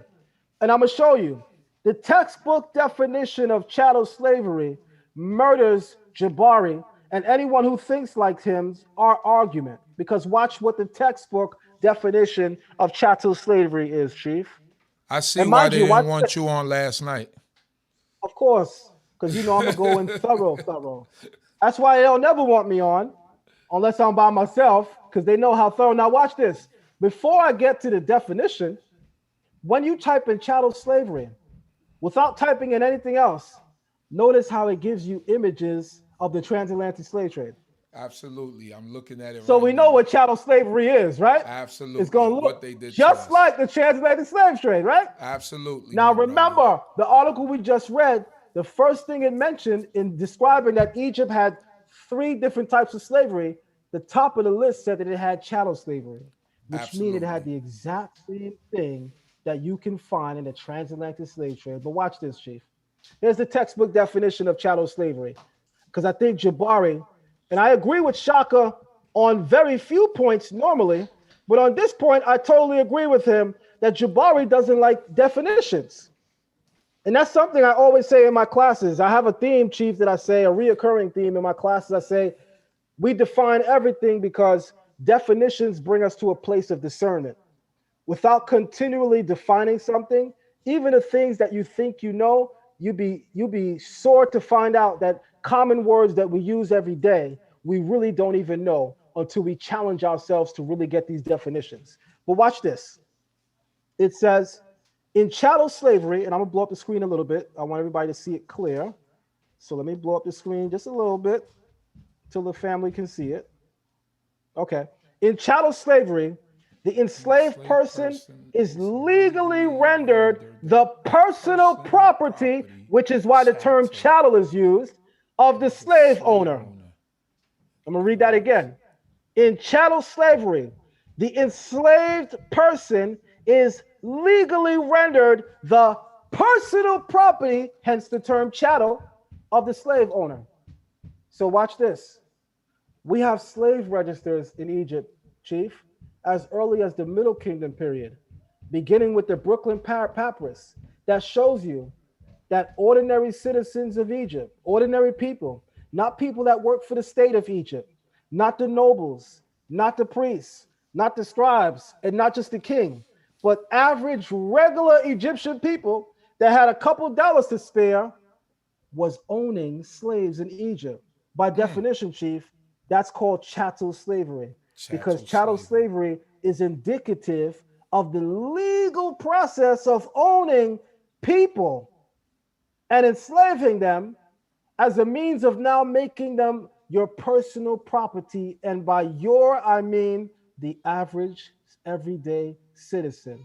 Isn't it a fact, Chief, that any white person in America could buy a slave? Absolutely. Did you have to work for the government to buy a slave here in America? Not at all. It was like property. It was like owning a horse, owning cattle. It was like owning a horse or a cattle, right, Chief? Yes. Which, by the way, Chief, here's something that they don't know. I found the very term for chattel slavery, which is used in the Middle Lecture. And the same term is also used to reference owning cows. There's a term that's used in ancient Kemet that's used to refer to a particular class of slaves, Chief. And the same exact term is used to represent owning animals. Chief, ask yourself a question. Why is it that I can find a term in the Menu Netra that is used to own animals and the same term is used to own men? Wouldn't that mean that this particular class of slavery is chattel slavery? Absolutely. Absolutely. Absolutely. So it's going to get real interesting in a couple moments. I'm going to keep reading. Now, since we just saw that there are three types of slavery in ancient Egypt, let's get real interesting for a moment. Jabari says, and let's continue reading from where he read. The word slave, or even the existence therefore, has been translated from Egyptian language into modern terms with consideration of the time of the period and traditional labor laws. The distinction between servant, peasant, and slave describe different roles in different contexts. Egyptian texts refer to Bak, which is simply a servant, and Hem, which is a laborer. Some Egyptian language refers to slave-like people as Seker Ankh. Keep in mind that term Seker Ankh, Chief. Seker Ankh is a bound captive. Remember when we went into the Old Kingdom period exhibit in the museum? I showed you those statues of those kneeling Asiatics with their hands bound behind their back. Right. That's a Seker Ankh. That's what Egyptians call a Seker Ankh, someone who was going to be held captive. And a lot of times in perpetuity, perpetually, they're going to be held in captive, Chief. Now watch this. Let me continue reading. Forms of forced labor and servitude are seen throughout all of ancient Egypt. even though it wasn't specifically declared as a well-known term we have today. Now, let me comment on that by telling you this, Chief. Brother Jabari remixes the conversation because guess what Brother Jabari does, Chief? Brother Jabari says, well, the topic of slavery in Egypt is complex, first of all, because people don't understand the complex nature of the terms. And he says, for instance, I am a priest. I am a Hem Neter Tepi, a chief priest. And a Hem Neter, Hem is the word for slave in the Egyptian language. And Neter is how you say God in the Egyptian language. So a priest is officially referred to as a slave of God by the Egyptians, which I love that. That's a beautiful term. Absolutely. Right. Nothing wrong with that. What do we say is the highest title Moses ever held? One of our teachers, much love and respect to him on the strength of this, Chief Principal would always say one of the highest titles, or matter of fact, if I could quote him verbatim, he said the highest title that Moses ever held was when Moses was called the servant of God. Mm-hmm. That's it right there. Not when he's called a prophet. Right. Not when the Creator said, to him I speak, pay, mouth to mouth. But it's when the Bible said, remember the laws of Moses, the servant of God. Right. That was the highest title that any man can get. It ain't the king. Yeah, the king is dope. It ain't a priest. Yeah, the priest is dope. But let me tell you this. There are times in life that the king will not serve God. There are times in life that even the priest will lose his way and not serve God. There are times in life that the prophet, who is the mouthpiece of God, will not deliver the word of God because he too doesn't fit the bill of living the word of God. But if you are truly a servant of God, that's the highest title possibly imaginable or fathomable. So I don't disannul the term. I love the idea that the ancient Egyptians referred to their priests as a Hem Neter, a slave of God. But watch this. Jabari is a excellent remixer and propagandist because he says, well, the term slave is complex, right? Because for us in American lingua, when we think slave, we have one picture, one idea. But for the native Egyptians, it's complex because you could be a hem, which is a priest, or a common laborer, or you could be a bonded slave, right? Automatically calling someone a slave in the Egyptian record, that doesn't make them, that doesn't subject them to harsh and cruel bondage and enslavement and automatically render them like someone who has passed through the ranks of the transatlantic slave trade. You guys need to understand the complexities of the Egyptian words that are employed for slave. And on that note, he's partially right. But here's where he all the way wrong. Because nobody is arguing about the use of the term Hem Neter. Nobody's even arguing about the term hem. Bruh, Jabari, stop playing games. You know for damn sure we are talking about that term Seker Ankh, which is the slave who was bound in captivity and enslavement for life. But let me show you this. Watch this, Chief. The chattel slaves were mostly captives of war. This is talking about the chattel slaves in Egypt, because remember, Egypt does have chattel slaves. But watch this. The chattel slaves were mostly captives of war and brought over to different cities and countries to be sold as slaves. All captives, watch this, chiefs, including civilians, not part of the military forces, became part of the royal resource in slavery. Chief, the article that we're citing is letting you know, and mind you, this is the same article Jabari read from yesterday, except he choicely skipped this part. Right. He made sure he didn't read the part of the article that talked about chattel slavery, because remember, he wants to hide the idea that Egyptians have chattel slavery. So he conveniently doesn't mention it. So notice are that. Are you saying this would have been an easy debate for Shaka if he did his right research? I'm saying not just me, but you said you watched the video yesterday, so you know that even Brother Reggie Right. who, unlike Jabari, unlike Lord Abba, unlike Garfield, and unlike Brother Polite, people who were on the panel yesterday, Right. Reggie actually really read that Medunetia. I know that for a Okay. fact because we've done museum tours together where we've both read them together. And Right. I fact checked him just like he fact checked me, and we both realized, hey, Medunetia. Right. And that's why Reggie called in at the end of that live towards the end and said, all I wanted to see was Brother Shaka go into the historical record in Egypt because the historical record does mention chattel slavery and bondage, something Wow. Jabari was trying to hide. Wow. So here's what I want to say. Yes, Shaka could have went into the record, but here's the problem with that. They want primary resources. And the primary resource for that is in the Medunetia. Uh-oh. So here's our that they problem, cannot Shaka. that they cannot read. And for Shaka, here's the problem.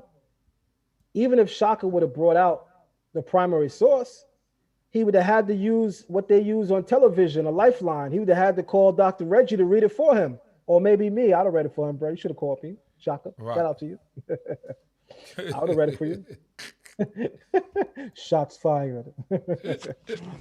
So watch this.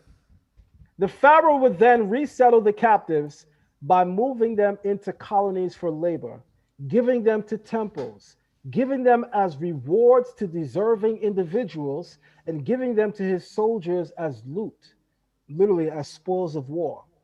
Some chattel slaves began as free people who were found guilty of committing illicit acts.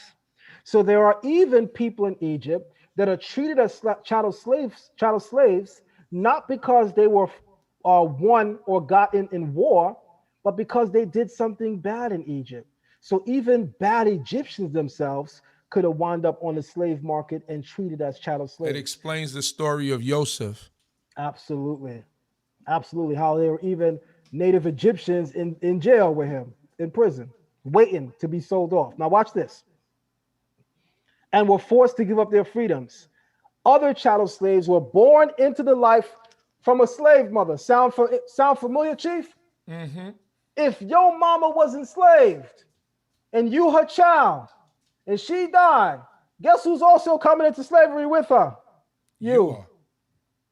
Chief, that is the full definition of chattel slavery. That's why Right. it's included in this portion in looking at Egypt and describing three types. Now we're going to show the whole record.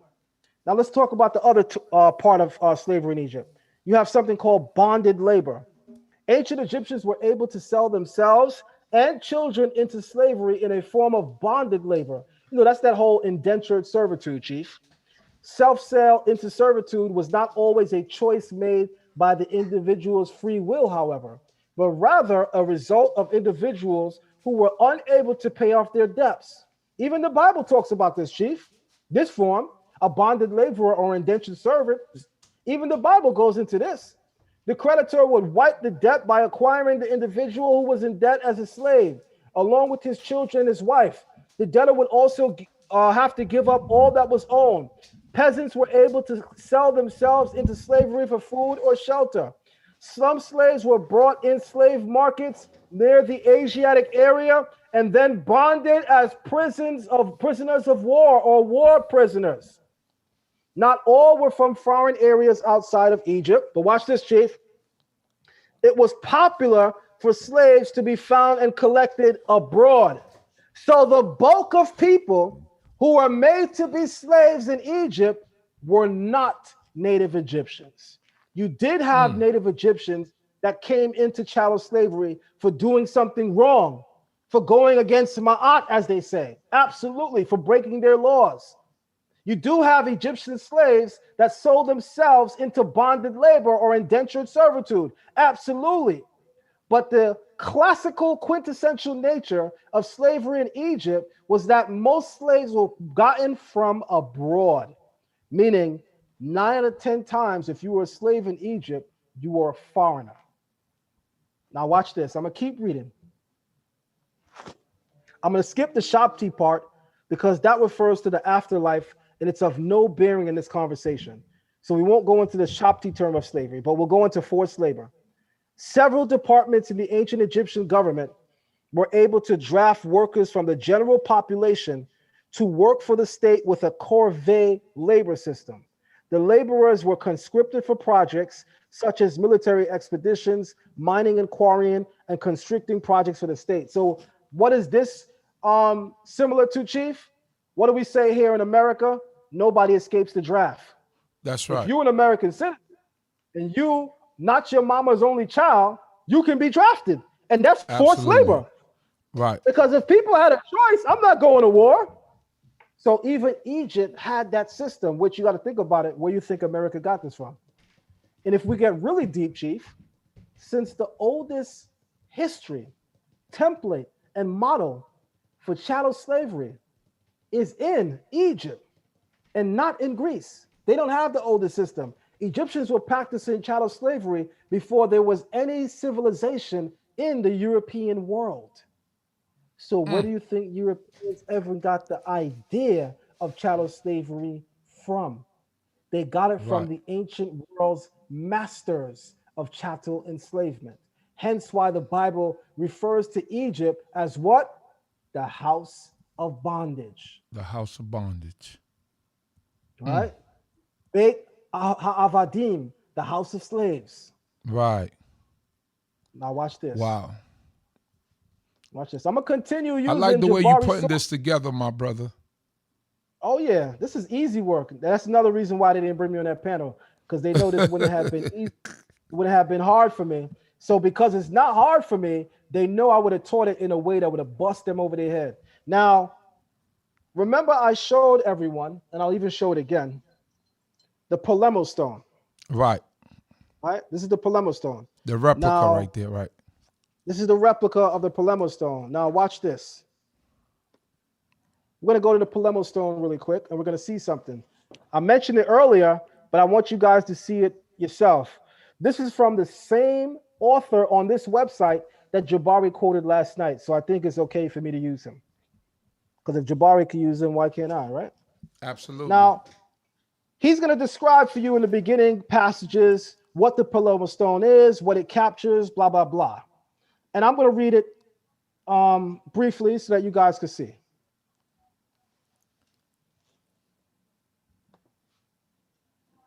Okay. Now watch this.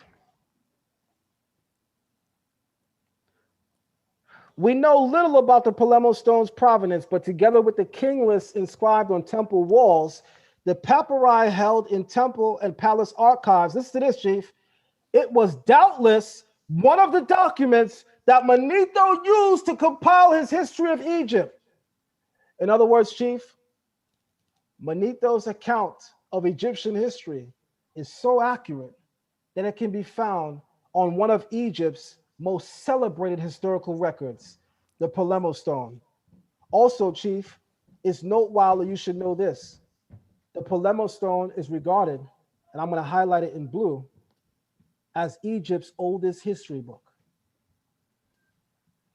So that means that I'm going to read Manetho says again what I just quoted. he's a respected source amongst them. Go ahead, go ahead. He has So to that be means that respected Manetho is as a respected serious- source among them. Absolutely. He has to be respected as a serious source among them because not only is he drawing from Egyptian history, but he's drawing from what they regard as their oldest history book. Any Afrocentrist, Chief, that speaks of the Palermo Stone will agree that it is Egypt's oldest historical book in terms of recounting the ancient Egyptian king list. No king list goes as far and deep as this list. And as you saw here, it is doubtless one of the documents that Manetho used to compile his history. So in other words, Chief, Manetho's account of Egypt's history is so accurate that it's clear he must be drawing from their oldest history book. So then, when he begins to mention Moses, as we're going to see just now, why all of a sudden y'all in y'all feelings? because when he recounts all the other histories, you're cool with it. But when he mentions Moses as being a historical character, all of a sudden in Birdman voice, you got an issue. Watch this. I'm going to take it all the way down to the last stanza in here, which says, the stone also contains a record, watch this, Chief, of 40 ships that brought wood from an unknown region outside of Egypt during the reign of Sennacherib. It is a good source of information on Sennacherib, also describing, watch this, military expeditions such as a campaign in Nubia, Ethiopia, that resulted in the capture of 7,000 slaves. Oh, wow. That sounds like slavery to me. Chief, Brother Jabari will try to convince you, as he said last night and as he said on several live discussions, that if there is slavery in Kemet that is remotely close to what we can see today as true slavery, that only happens towards the end of the Middle Kingdom period and in parts of the New Kingdom period, but there's definitely no slavery in the Old Kingdom period. Well, Chief, using his own website as a source, he's busted, because we know for a fact that there was slavery in the Old Kingdom period. And watch how deep it's about to get real, Chief. Real quick, Chief. I first want to quote this. It says that in the Nubia campaign in the Old Kingdom, Sennacherib describes in his military expedition that he captured 7,000 slaves, 7,000 Nubians. Now, watch this, Chief. It's going to get interesting. Let me show you why it's going to get real interesting. Chief, do you know how many men were in a standing army in antiquity on average? No. You had about 1,000 men. Even up until the Middle Kingdom period and at the very beginning of the New Kingdom period. It is only beginning with the reign of Ramses that you find an exploding amount of military soldiers fighting in Egypt. It's beginning with his reign, because by the reign of Ramses, Egyptians are now masters of fighting wars outside of Egypt.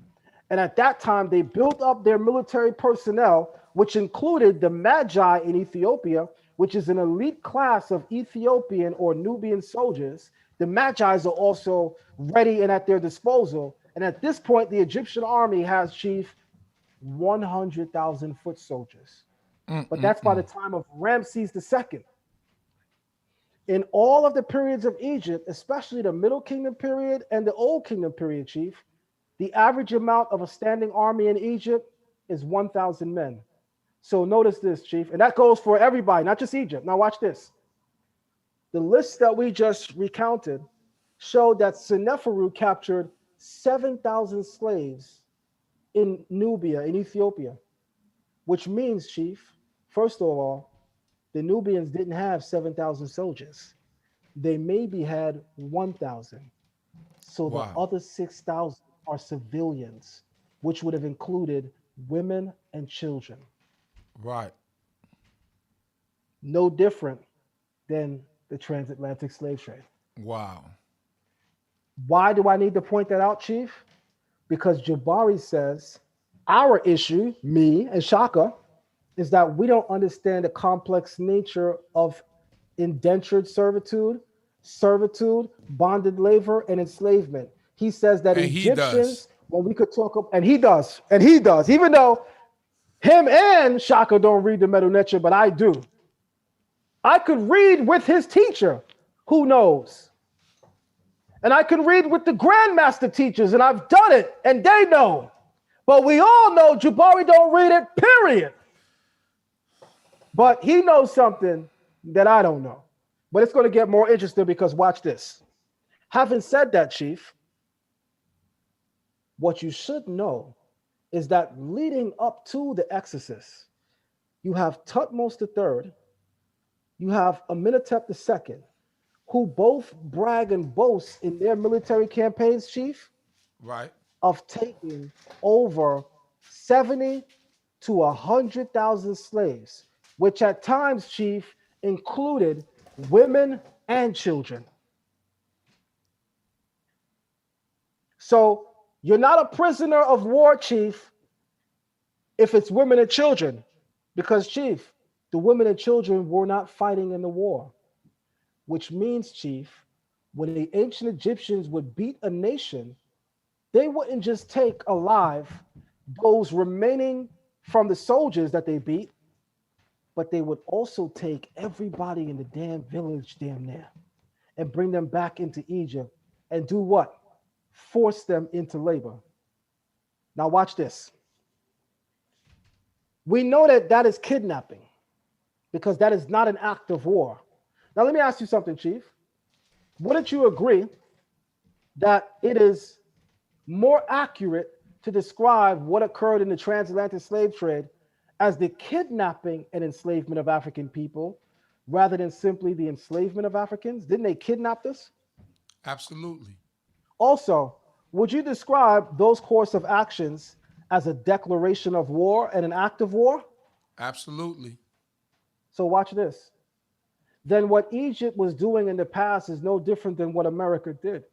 Because when white Europeans came into West Africa, in order for them to do what they do, they first clearly had to be what? Declaring war on us.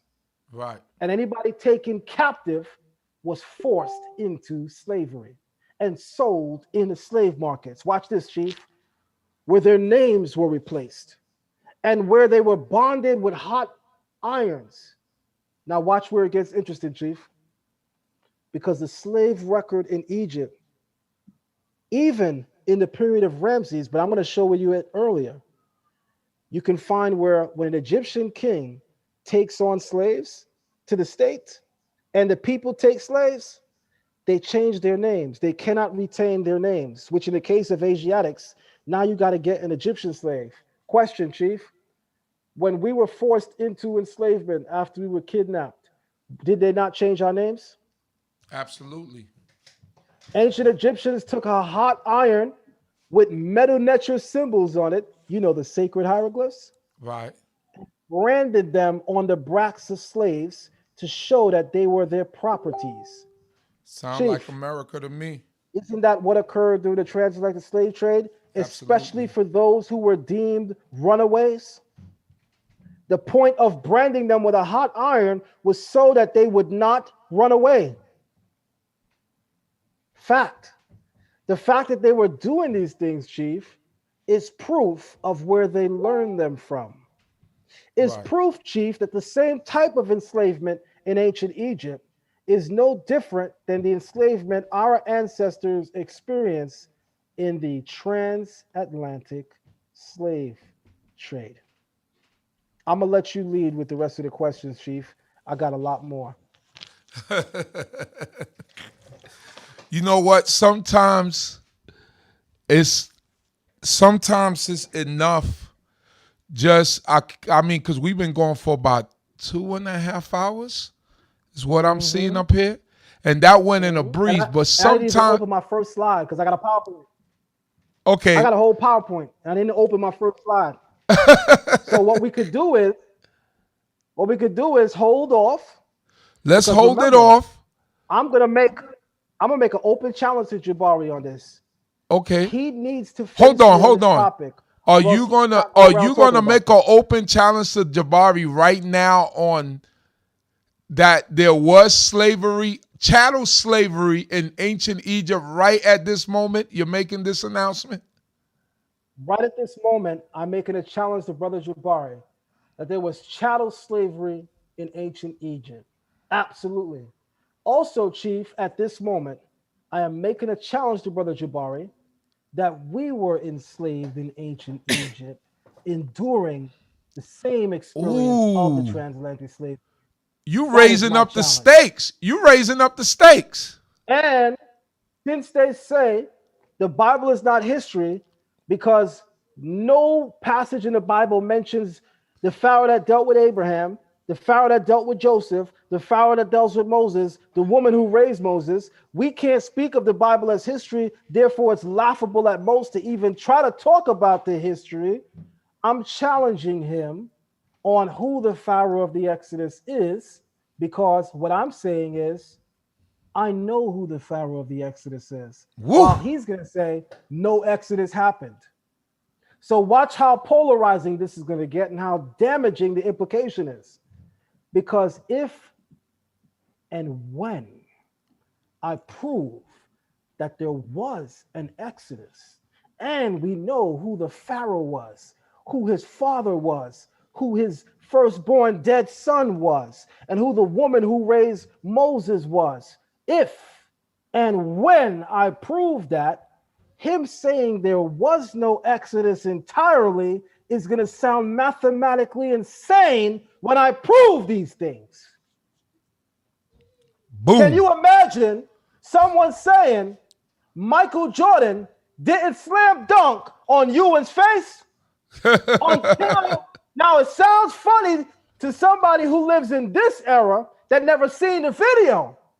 Can you imagine how stupid the person would feel making that comment when somebody rolls that beautiful beam footage of Michael Jordan slam dunking on Patrick Ewing? And shout out to Ewing, wherever you at. But you did get dunked Shout on. out to the yard man. Can you imagine how that person would feel saying that didn't happen when somebody rolled out the video? Well, Chief, without the aid of video, without the aid of audio, but with the aid of the oral record, which mostly in Medu Neter.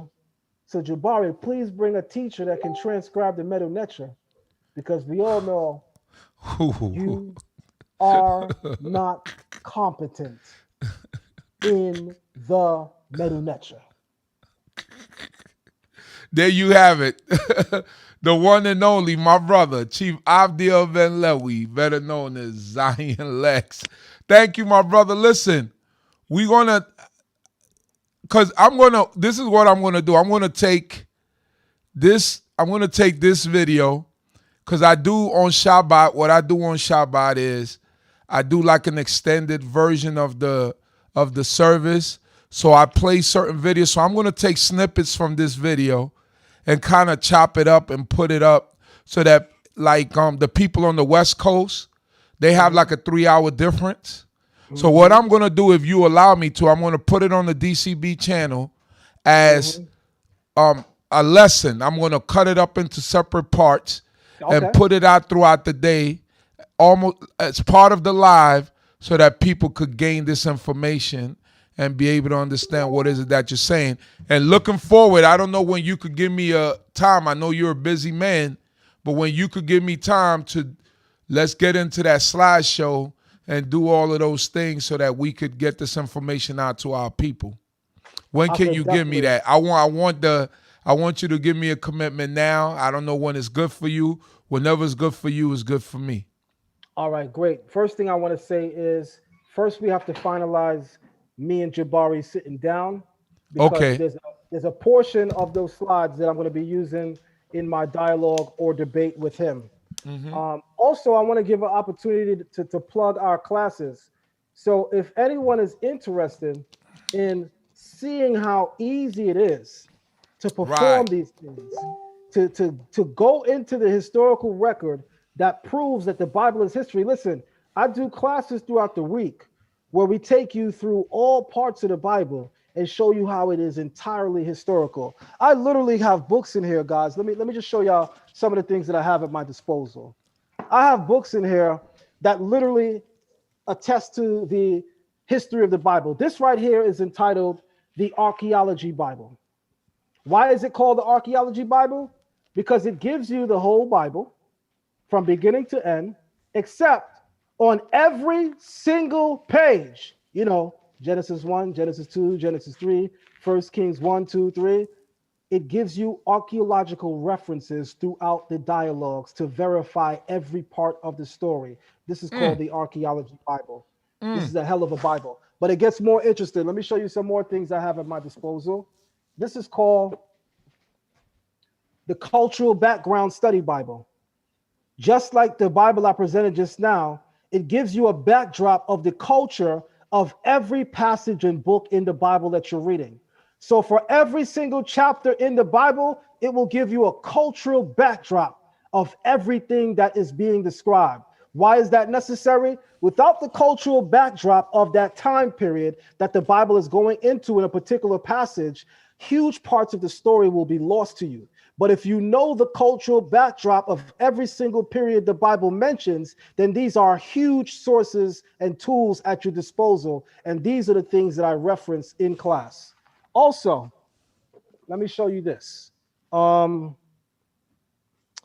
also have, well, I'm not going to pull up everything, but I have several concise Meta dictionaries, which are hieroglyphic dictionaries. I also have several biblical Hebrew dictionaries. I have etymological dictionaries of biblical Hebrew. I do classes, guys, all week. If anyone is interested in taking a biblical Hebrew class with me, you can email me at zionlexx, ZIONLEXX at gmail.com. That's ZIONLEXX at gmail.com.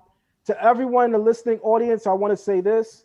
Please, family, do not leave without showing love. Not too many platforms are giving this kind of information.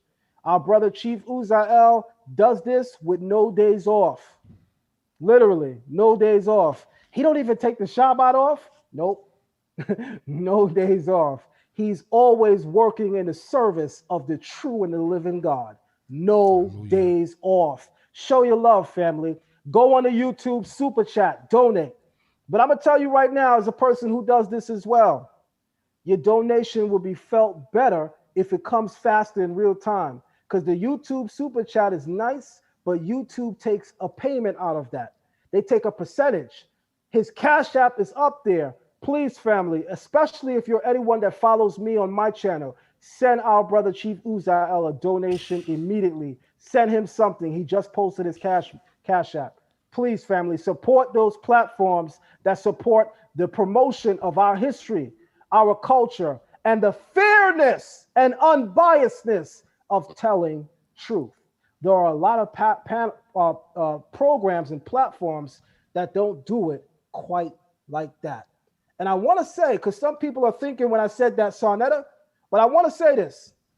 Shout out to Brother Sarnetta, because if you've been on his channel recently, you would see that he has stepped his game up in terms of being more fair with people, especially in the Israelite community, to the extent that I whooped one of the Kemetic teachers in their community in the Medu Neter, and his entire chat room said I lost, and he realized it was because of their biasness for Hebrews and especially me. So he said, I'm not hearing what none of y'all saying. Zion Lexx won. And they told him, word, you gonna do that? We ain't gonna donate to your channel. And he says, so what? They said, we gonna unsubscribe. He says, so what? Because I'm dedicated now to being more fair. So if some of you out there are feeling like he may not be where he should be yet, just worry. Just know this, family. With all people and with all things, time is the best test of change. And I could tell you personally, from my recent experience with that brother, he has shown himself to begin to change with time, and he is far more unbiased now than he has ever been before. So I want everybody to know that when I say show love to this platform, because it's very unbiased, I'm even giving Sarnetta a shout out too, because even he is starting to change the game. But don't forget, family, especially if you follow me, especially if you're in my classes, do not leave this room without sending our brother a Cash App support. Please do, family. With that being said, say Hallelujah. Hashem to the. I appreciate those kind words, my brother. I appreciate all the support from the people on your platform that came on to my platform and supported this whole thing. But I'm going to try to bring it out there and do, you know how we do, we chop it up and get it to the masses in the way that we can. We still have to work on Israel coming and supporting all of our endeavors as one, as they do.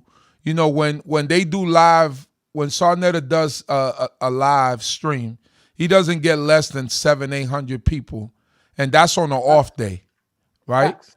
On an off day. That's on the off day. When he's on, when he got something, he could get upwards of almost 3,000 people at one time. Now, we know as Israel, we are the least of all nations. We weren't the greatest of all nations, but also one of the main problems that we have is that we don't support each other. We're more busy trying to fight and claw at each other than to try to support each other. So I thank you, my brother, for coming on, for making this happen.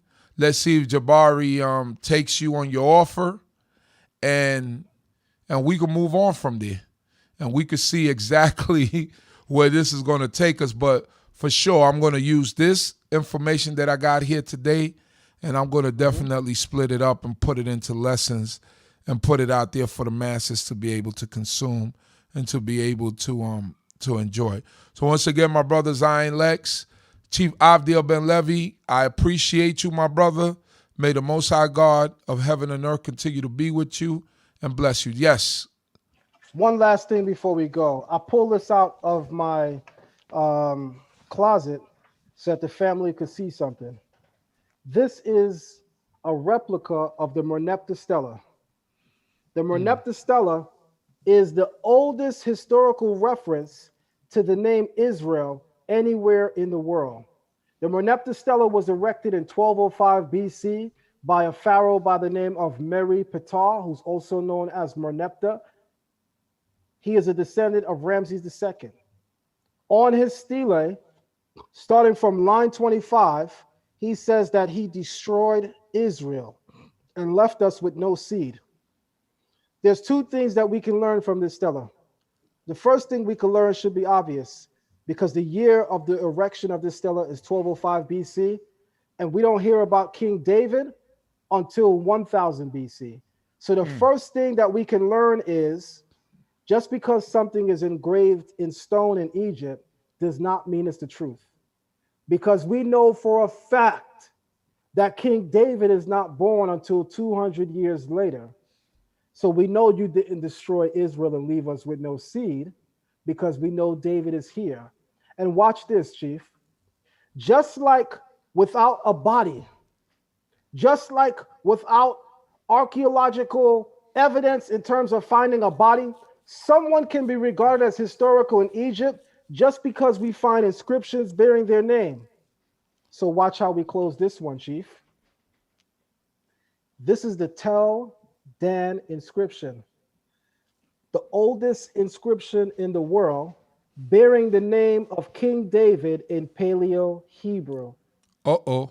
It says Beit Dawid, the house of David. The house of David. This is a very, very expensive replica, but I got it and I bought it for our museum tours, and I got it for our community, because far be it for us to allow them to tell us that the Bible is not history. If someone is historical in Egypt because their name can be found engraved in stone, then you better acknowledge King David on the Tel Dan Stela. Hallelujah. Hallelujah. All honors, all glory to the Most High God, King of the universe, Yehoshua. I thank you once again, my brother. Give them your information on how they could get in contact with you in order to get to any of your classes, because I don't think you gave that information out. Okay, I'm Zion Lexx, ZionLeXX at gmail.com. Just like how you see my name on the screen, Zion Lexx. I'm also on Amazon. You could type in my Hebrew name, Avdiel Ben Levi, or you could just type in Zion Lexx. But ZionLeXX at gmail.com will get you directly to my email, and I'll get you registered for my classes. This week starts children's classes. If you would like your children to learn biblical Hebrew, hieroglyphs, Aramaic, and even enrolling them in a Torah class, just 2 days a week. Mondays, we're going to do language. Wednesdays, we're going to do Torah. It starts at 3 p.m. and ends at 4 p.m. The monetary commitment is $50 a month, no matter how many children you have in a household. You can't go wrong there, family. Classes start tomorrow. ZionLex@gmail.com. And the other thing my brother left out is that he's an accomplished author. How many books you have now, my brother? As of right now, 5 books as of right now. I'm not Five sure if the books. audience can see my backdrop, but as of right now, I have 5 books with 3 more in the works. I'm hoping to release the next 3 before this summer ends. So can you give them the titles of your books so that they could? The next book that's coming is the Messiah Codex. I'm going to Okay. go through all of the histories that are mentioning a Messiah all through the Bible, all through the oral traditions, any apocalyptic writing that refers to the Messiah. I'm going to comb through them all and share my personal views on who the Messiah is. And I could tell you right now, it's a game changer in the community. The second book that I'm going to be dropping is Ancient Kemet on Trial Part 2. And that book is me updating my book, Ancient Kemet on Trial, where I spoke about the origin of Egyptian history and culture. This book is going to talk about Hebrews in Egypt, and it's going to focus on our enslavement. So, Ancient Kemet on Trial Part 2 is going to be the historical evidence of the historical Israelites enslaved in Egypt. And the third book I'm writing might be an offense to some of the people in the conscious community because it's going to be a beginner's guide to Egyptian Medu Neter and Oh hieroglyphy. my goodness. My brother, like you always do it in exciting fashion, making people think and pissing them off at the same time, as you say. So we thank you once again, and we pray that the Most High God of heaven and earth be with you and your family, my brother. May the Most High God be with you and guide you. Hallelujah. Hallelujah. Shalom, shalom. Shalom, shalom.